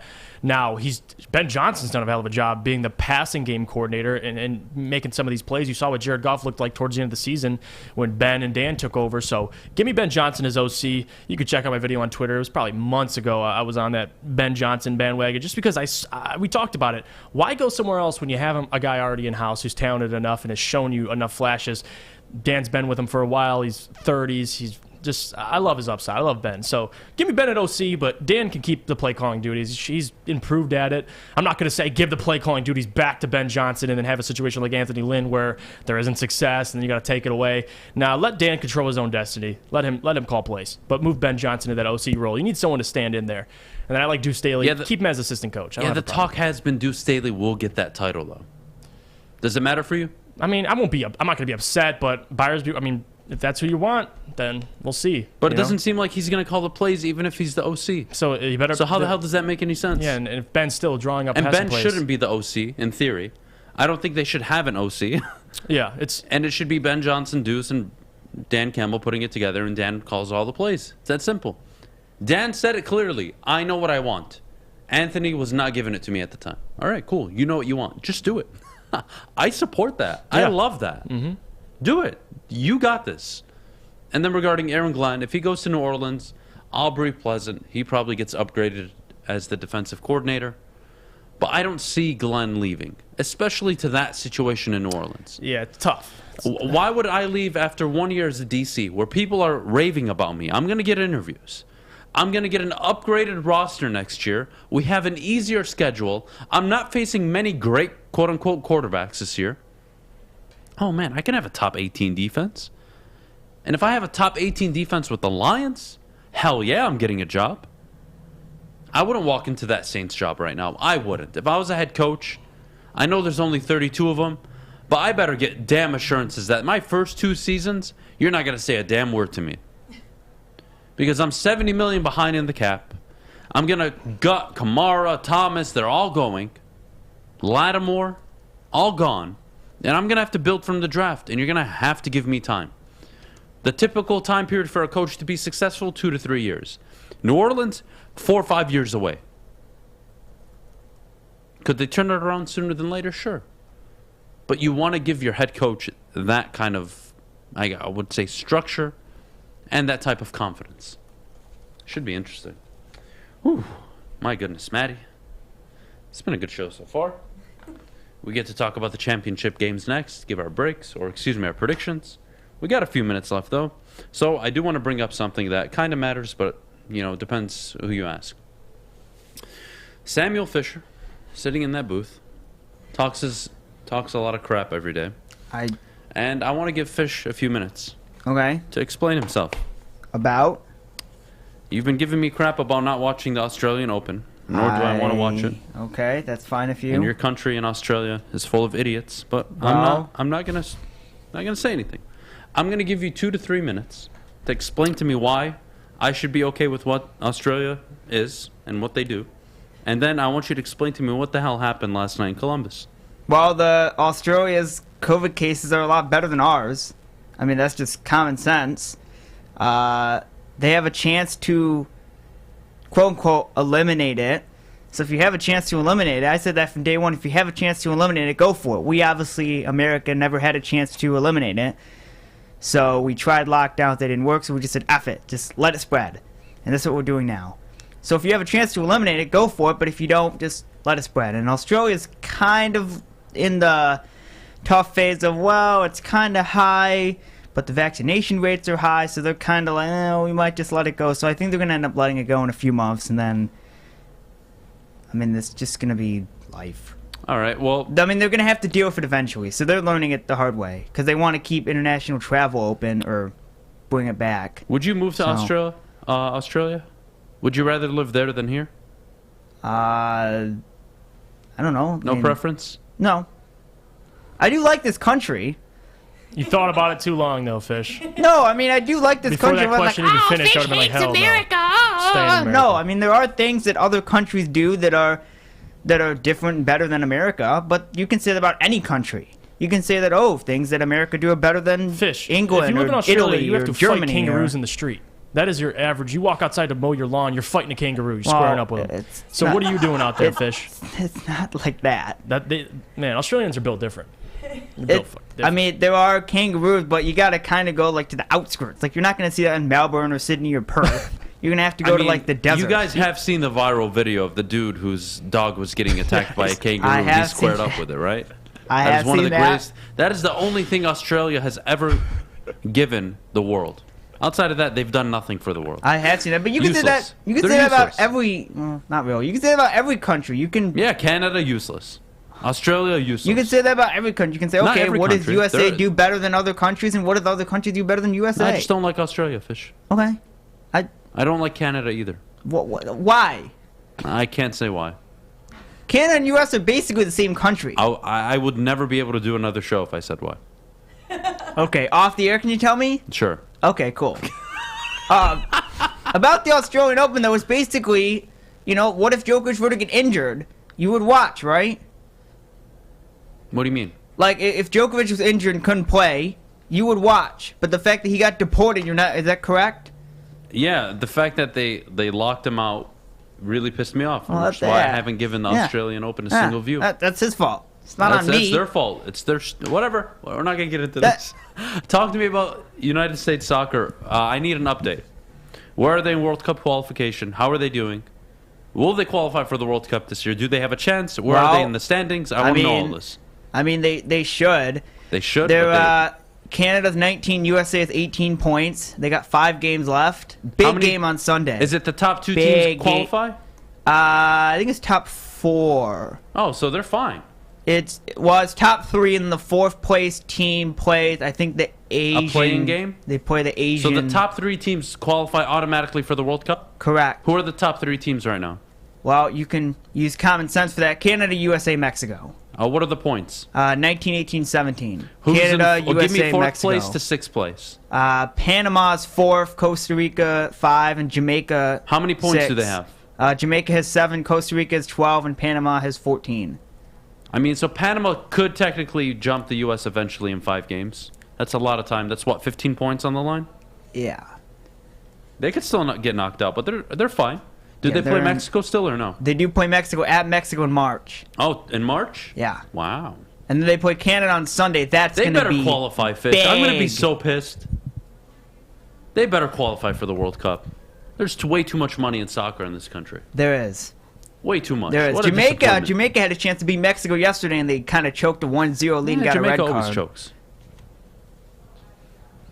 They're really good at track and field, Fish, not soccer. They are. Canada handled business against Honduras, not shocker. They play USA plays Honduras in Minnesota on Wednesday. I will not be going to Minnesota. On Wednesday, next Wednesday, correct? Next Wednesday, yes. So if they win that game, they're basically in. It's going to be, even if they lose all 4 games, all the other results have to go against them for them not to get in. Basically, I mean, we're not going to lose all 4 games, so we're in the driver's. We're in the driver's seat. Well, give me the remaining 5 games, buddy. Alrighty. All right, so they play Honduras on Wednesday. Okay, that should be a W. Should be. It's at home, so that helps. Definitely a W. At Mexico in March. All right, take an L. Home to Panama, and then Take home an to L. Costa Rica. At Costa Rica? Oh, at Costa Rica, yes. Oh, they'll lose to Costa Rica. They'll probably draw at home against Panama. And then I forgot the game on Sunday at Canada. Where is it? At Canada on Sunday. At Canada, they'll lose to Canada. You think they'll lose? Yeah. Ooh. So they may not make it.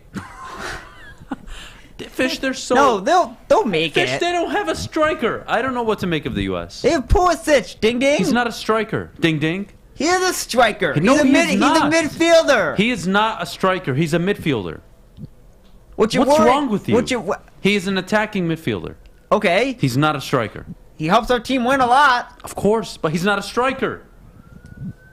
I don't recall the last time the United States ever having a really good striker. That was like, wow, really good. What, Altidore? Pulisic. He's not a striker, Fish.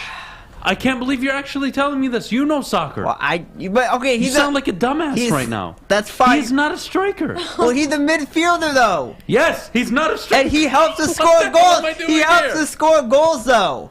Of course. Doesn't matter what position you play. If you score Winger, goals, attacking midfielder, it doesn't matter. Yes, your job is to score goals, but your fundamental job as a striker is to score goals. Pulisic's job is to make everybody around him better. And he does break that. through the channels and play good balls through. Correct or no? And he does That's that. his Yes. job. Yeah. Not only to score goals. Striker's job only to score goals. Come on, Fish. You know better. Come on. By the way, you should watch the African Cup of Nations this weekend, Adam. I'm sure you'll be tuned in. I'm not watching that crap. That's enough out of the both of you. When we come back, we're talking about our picks and score predictions for Championship Sunday. But first, Adam, can you please tell us about Planet Fitness? All right, Planet Fitness, the place to be if you want to change around your physical and mental health, guys. Planet Fitness is the home of a judgment-free zone where you can work out in a judgment-free atmosphere. Your fitness is essential. It is absolutely one of, if not the most vital things to your day-to-day living. Believe me, I can't stress enough how important and how beneficial it is to be in the gym on a consistent basis. Stress reliever, you feel better, and when you feel better, life around you gets better. Again, your fitness is essential. Sign up today, $0 down, $10 a month. Planet Fitness. We'll see you after the break. Fellas, football season is here. It's time to make your grooming experience easy like Sunday morning. Get to Lady Jane's Haircuts for Men. Walk in, relax, watch your favorite team play, and before you know it, your hair will be game ready. Get to Lady Jane's, open 10 to 8, 7 days a week. Walk in anytime. It's wicked awesome.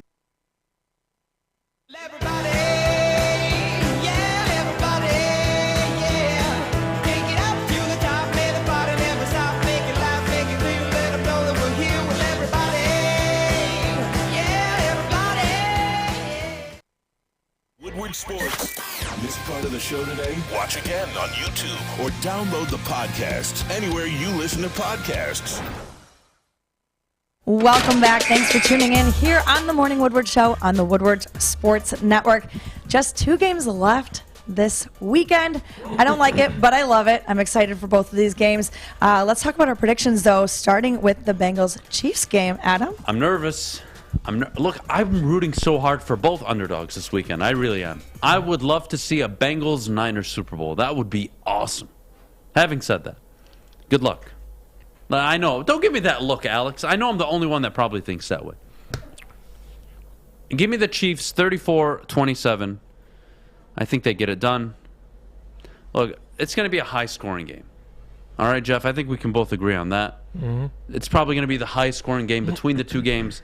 Joe Burrow's going to show out. He's going to play a good game, but I think he's going to make more mistakes than Patrick Mahomes. And I think Andy Reid down the stretch will be able to put together 2-3 play calls that just change the game. I'm not sure if Zach Taylor can give it to me on that stage. I've seen Andy Reid deliver.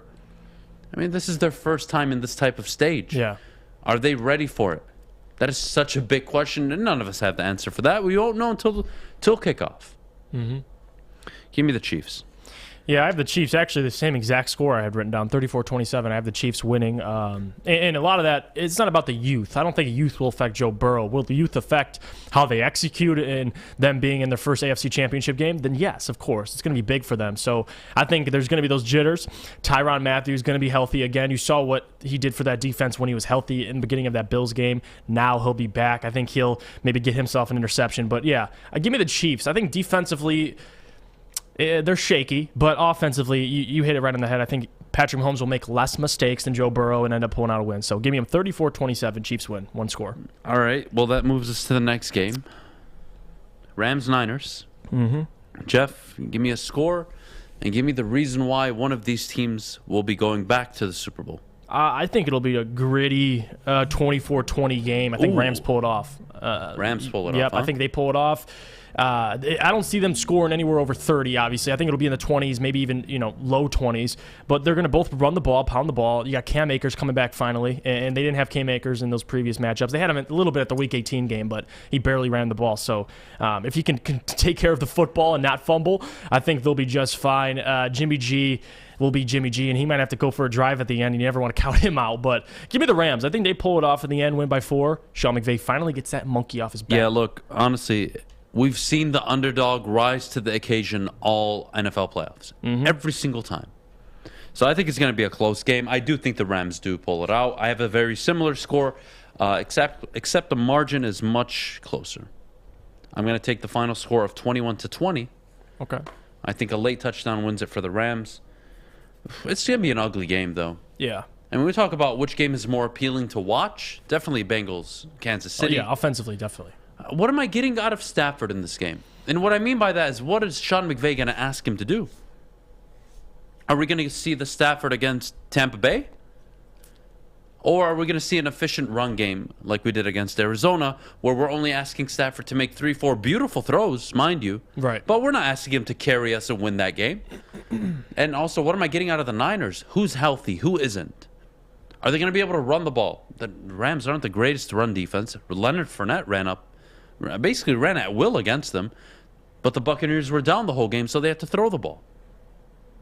So can the Niners establish the run early, get a score up early, and play the way they do? And if they do, honestly, I'll give them a great chance at winning the game. If they come out and score early and are able to play with the lead for a majority of that game, oh, man. Niners can definitely do damage. But again, this year more than any year, I've never looked forward to not only the divisional round, but the title games. Like, I am getting 2 very good matchups. I'm getting 3 excellent quarterbacks and 1 good quarterback. And I'm getting 4, let me rephrase. I'm getting 3 excellent coaches and 1 in Zach Taylor, who's good. Very good. You can argue, but he's so young. It's only his, 3rd year coaching, his first winning season. You don't want to throw him into that category yet, way too early. So I get so much of this. I'm getting all of this narrative. Sean McVay, Matthew Stafford, Kyle Shanahan, Andy Reid, Mahomes, Kelsey. That's a jam-packed weekend. Oh, I am not leaving my couch on Sunday. And a weekend that, honestly, I wouldn't have a problem if both of our picks were wrong. Like, if the Bengals and 49ers win, I think that's still going to be an entertaining Super Bowl, and it would make perfect sense to me. Think of the narrative. Yeah. Is Jimmy G going to finally get it done? Or is Joe Burrow going to cement himself as one of the greatest young quarterbacks ever to join the NFL? Because he's the first #1 overall pick to ever get to a title game. His first full season. Dare I say a Super Bowl? Dare I say win it? First full season, he wins it. We talked about Mahomes becoming the GOAT. Remember all that talk? What the hell is Burrow going to be if he wins it this year? Oh, my goodness. Hell of a start to a resume. Yeah, look, guys, narrative-wise, you're going to get everything, no matter the outcomes on Sunday. The Niners and Bengals, we just explained it to you. Niners-Chiefs, rematch of the previous Super Bowl, remember? 2 years ago. Yep. Rams-Chiefs, the heavyweights.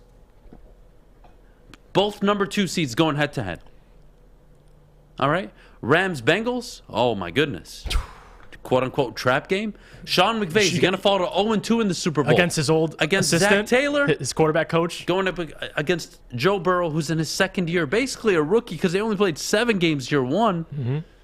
Oh, man.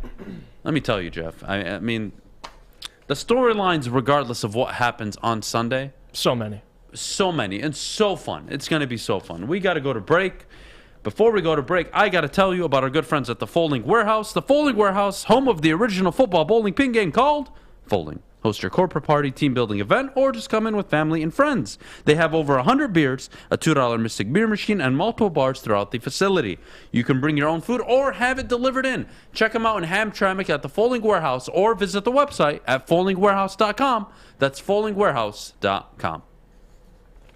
It took exploring 50 different formulas and hosting countless taste tests, but we believe Gypsy Vodka is the smoothest vodka on the market. Don't believe us? Ask the owners. We're Mike and Adam Kazanowski with High Five Spirits Distillery. We're in close to about 1,200 locations throughout Michigan. We wanted to create a brand that was geared more towards freedom, love, adventure, and at the end of the day, we really wanted to tell a story that inspired other people to take risks, follow their dreams, whatever that might be. Detroit Sports On Demand. DeAndre Swift, he's going to take it all the way for the touchdown.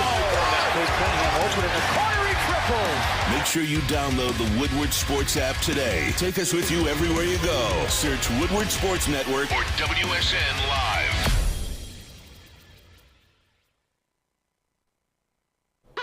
Welcome back to the Morning Woodward Show here on the Woodward Sports Network. Alex, I hate you. I hope you know that. Why do you hate him? Because he didn't shut up. Oh, okay. All right, it's mailbag time. Let's get questions in the chat. Whew, where do we start? Caldwell to the USFL? Hell no. By the way, did you see Jeff Fisher, Michigan Panthers? Yeah, I don't USFL care. coach? I'm not going to watch it. Why? There's only one NFL. Okay, There's only one can football. Can I tell you something? You guys always get angry. Okay, Oh, we need more football. We need more I'm football. going to give you 2 minutes. Explain to me why the hell I should give the USFL my time. Well, it's pretty simple. It's football. Like, you guys get angry and say, we need more football. We need more football. Here, they're giving you football. The XFL, the AAF, the USFL. Sure, it's not the NFL, but it's football. Is it being played during the offseason of the NFL? Yes. That's why they're giving it to you. I was going to say, if it's the offseason, I mean, maybe I'll consider it, but Like, I'll never watch- beat the gang. So I watch any sport in the world, so, you know, if they give me football, cool. If they don't, they don't. But all you people get angry. Oh, I hate when February comes around. Football's done. Here's football. It's on a plate. Listen, I never had a problem with the XFL, but yeah, the USFL, you can we'll wait and see on that. Let's see what kind of. It starts in April, by the way, if anyone cares. Can the Lions cares. be the Bengals in a few years? Oh my God, I think that's just a lot to take in with that question. Can the Lions be the Bengals? I think there's a lot of things that need to happen. No, because they don't have Joe Burrow, and they don't have. You got to so get a until lot they of get things. the quarterback, then I'll Jamar believe in Chase, it. you need a lot of those things. I'll believe in it when you get the quarterback. It's tough for me to believe in a GM or a head coach when you don't have the quarterback. It's tough to win without one. Believe me. All right, do you guys believe Malik Willis can be the next Lamar Jackson? Also, are you a fan of the Lamar type of quarterback possibly being taken over as the Lions franchise guy? No. And this is what worries me. When guys like Lamar come out of college and everyone gets so wrapped up, and I love Lamar, watching him on film. He's so exciting, so entertaining, so good. But I think people get wrapped up in, the next guy and the next guy. Is this guy, can this guy be the next Patrick Mahomes? Can he be the next Lamar Jackson? I think Malik Willis, he's a good quarterback. I don't think he's a first-round pick going to your franchise to immediately make an impact. He might be more of a project player, but even then, I don't think he'll ever be Lamar Jackson. What does Lamar get you? MVP in your second year. Lamar Jackson this year, 16 touchdowns, 13 interceptions. So after the MVP year, then what? Well, can he throw? Listen, is that a sustainable long-term pattern? Can you get 12 years out of Lamar Jackson? I don't know, maybe 6, 7, 8. No, I don't think that's the future of the NFL. You know what the future of the NFL is, Jeff? Josh Allen, Herbert, selective Joe Burrow. running, more selective. But they're mobile. They can all move. Like now, Lamar, Josh Allen's special the way he can move. That's different, yes. But he's big, Yeah. he's tall, and he's got a gun. He's accurate. He can throw the ball, winning football. Lamar Jackson, right now, the anomaly. There's no Lamar Jackson. He's faster than everybody on the field. Yeah. But, again, does everything need to be perfect for you to win football games? I don't like that. I know it doesn't have to be for Joe Burrow. I know it doesn't have to be for Herbert, for Allen, for any of these guys. And that's the franchise guy you want. And don't tell me, well, Adam, they don't grow on trees. Hey, ding, ding, ding. What do you know? All these teams have them. They're available. You choose not to take them. Or you're not capable of seeing it. All right, next question. Which of the teams have the best set of wide receivers remaining, not including the quarterback position? Wide receiver, tight end, and running backs. Jeff, I'll let you start first. I'm going to say Bengals. Listen, I think if you're talking about as an offense entirely, I'll take Joe Mixon. He's a 1,300 yard rusher, and then you have Jamar Chase, who's doing absurd things as a rookie, over almost 1,400 yards. Then you have Tyler Boyd, who's damn near 1,000 yards, and then you have T. Higgins, who's over 1,000 yards. So I'll take that offense. Maybe not the offensive line. If we're talking just weapons, I think they have the most weapons. Now, Kansas City Chiefs have weapons, but I like Joe Mixon over Clyde Edwards-Helaire. So, and it is what it is. Oof. And don't forget about C.J. Uzmanzada. I can't say his name, but it's pretty good. No, C.J. Uzoma. Oh yeah, Uzmanzada is a different Uzama, player. Yeah. Uzmanzada. Remember him? Actually, I do remember him. Man. Yeah. But anyway, I can't believe we're not agreeing on this one. I thought we'd be lockstep on this. I'm going to say the Rams. Cam Akers is back. I'll take Joe Mixon Odell over Beckham. him. I'll take two Cooper receivers Kupp. over him. And then Cooper Kupp and Jamar Chase. I'll take Cooper slightly. So that's who I'm comparing. Tyler Higbee, Uzama, I'm not really losing That's like sleep give over. or take, yeah. I guess they have Tyler Boyd, but Van Jefferson does the same thing. But it's close. Yeah, it is. I don't mind the Bengals pick. I was surprised. I'm going to stick with the Rams, though. And a healthy Cam Akers. He hasn't bursted onto the scene yet. Remember? Yeah, no, he had an okay game against the Cardinals, but he hasn't gone off yet. He And goes off that this might be Sunday. my point. Like, even before injury, he hasn't shown, like, obviously he hasn't hit 1,000 yards yet. I think it's 600 in his rookie year. But there's still, He didn't play, I think, the first, 11 games, basically. Yeah. He was in and out of the lineup. He'll be good. And he became the starter at the end. He basically won them a playoff game Yeah, he did. against Seattle. But Joe, don't like to talk about that. But No, we don't need to talk about that. It's not nice for people. Yeah, it's not. All right, what other questions do we have in the chat this morning? Let's see. Will the Jaguars be somewhat decent with Leftwich as their head coach? They can't mess this up. You see the Vic Fangio stuff? Please tell me you did. No, what do you mean? They're bringing in Vic Fangio for an interview. Like, they're interviewing all these guys. He's right in front of you. Byron is right in front of you. Do not mess this up, because now look at the Saints. They're requesting to interview Byron Leftwich. So if you're not going to get him, someone will. So yeah, Jags, don't mess this up. I don't please. even know how I feel about it. Don't mess This is this an up. interesting question. Who will win the Royal Rumble match? Bobby Lashley or Brock Lesnar? Kory would know the answer to this. I mean, it's rigged. Yeah, I'm gonna go Brock Lesnar. Just It's 'cause- rigged. I'm gonna say I like Brock Lesnar. He's a legend. I think he's the more sellable piece for WWE. Definitely. So sorry. All right, let's see. Should the NFL bring back custom face masks? I'm not. Like, would they custom face masks? Yeah, I wasn't a big fan of it. Whatever. I mean, you can do it. I don't think care. it'd be sweet, but it ain't what it really. All right. Well, I got one question for you, Jeff. I'm going to throw you a curveball. Ooh. Your preferred Super Bowl matchup. Ooh. One where if I told you you had tickets to LA, you wanted to watch the game. Rams and Chiefs. Yeah, I figured. That's the money game. That man. would be, oh my God. High scoring. Yeah. California weather. Mm-hmm. Sean McVay, Andy Reid. Oh, man. That defense against that off. Like, I want to see Rams, that defense against the Kansas City Chiefs offense. I think that'd be great. Whew. Jalen Ramsey on Tyreek Hill. That's a star-studded game. Sign me up for that. Sign me up for that. Jeff, how many quarterbacks go in the top 10? This year? Yeah. If you had to guess. I would say maybe one. Kenny Really? Pickett. Yeah. All don't right, think I'm there's willing more. to say 3 in the first 11. 3? Yeah. So you think it'd be Sam Howell? Quarterback league, man. I just think teams are going to look. Okay, I we could saw say, not Ryan Tannehill, excuse me. We saw teams take Marcus Mariota. That's true. And Jameis Winston, excuse me. Yep. Everybody wants a quarterback. Everybody needs a quarterback. And what teams made the playoffs this year? Teams with quarterbacks. What teams won their division? The team with the best quarterback in their division. But a couple guys that are in the top 10. I guess the Giants you got to watch out for. But teams with multiple picks, Jets, Giants. They won't you need got the one, Philly. maybe. Philly, maybe. I don't think so. They have a second round contract with Jalen Hurts. So and he's shown he can play. Right. I don't think the Jets, they have 2 picks in the top 10. I don't think they take one. Miami has some picks. I don't think they take one. So it depends on need, but I get what you're saying. Quarterback league, man. I think Carroll goes in the top 10. I think Pickett goes in the top 10. And I think Howell goes top 13, 11 maybe. Will the Lions trade up to try and get their guy? It's quarterback league, man. Pittsburgh will be looking. And yes, Funky, you're right. The draft pool sucks. Sure. Doesn't matter. You need a quarterback. You don't know which one of these guys will be halfway decent. Mm-hmm. And even when you think the quarterback is going to work out, it doesn't. Yeah. Remember, we talked about this. They can have the arm, the mobility, the strength, the size. Doesn't matter. There's something you just can't figure out, even through psychological testing. And where are they going to? That's and another what's thing. their situation? Absolutely. Who's their head coach? Well, ladies and gentlemen, thank you so much for joining the Morning Woodward Show. Obviously, you guys saw what I did Monday. You are not ready for me this upcoming Monday if the Rams do win. I'll tell you that. I can't hint. I will not give you hints on what I will be doing. I will not give you any hints. But expect one of the greatest... Hell. I'm sorry? Hell. Expect hell. I will burn this place down. Not only will I burn this place down, I may be kicked off the show after. Well, can I tell you that on Monday, if the Rams win, it'll be probably the best show. Oh, absolutely. One of the on greatest the shows network we've ever for had. years to come. You're not ready. Jeff, I love you. And I'm sure you know some of the details about what I plan on No doing. one's ready. I'm not. You're not even ready. No, I don't think any of you are ready for this. No, absolutely not. I don't think I'm even ready for it, and I'll be here. Nobody's ready.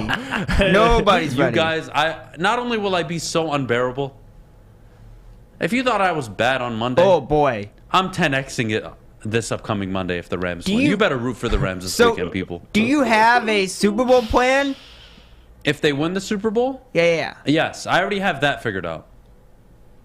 Like bigger, if the Rams win the bigger Super than this Bowl- Monday. Bigger than if the the Monday. Rams win the Super Bowl, Okay. I may get arrested that Monday. Because what's happening on Monday is pretty big. Yeah. And they're just I'm going gonna- to I'm the gonna Super Bowl. 10X So okay, this upcoming I want to Monday make sure for you the have a Super plan. Bowl. Cool. Yeah, no All one's right, ready good. for this. That's fine. It's gonna be fun. Oh, it is. Oh boy. All right, guys, have a Oh, great boy. weekend. I Enjoy can't your Friday, wait. Saturday, and Sunday. Enjoy football over the weekend. It is my birthday on Sunday, so there is nothing more I would want Yeah. than the Rams Happy winning, birthday, so I can Adam. come in and Yay. absolutely light this studio up on fire. You guys have a great weekend. Jeff, love you, buddy. Alex, Fish, all of you, you're the best. We'll see you Ooh, Monday. I like that. You didn't try to get it.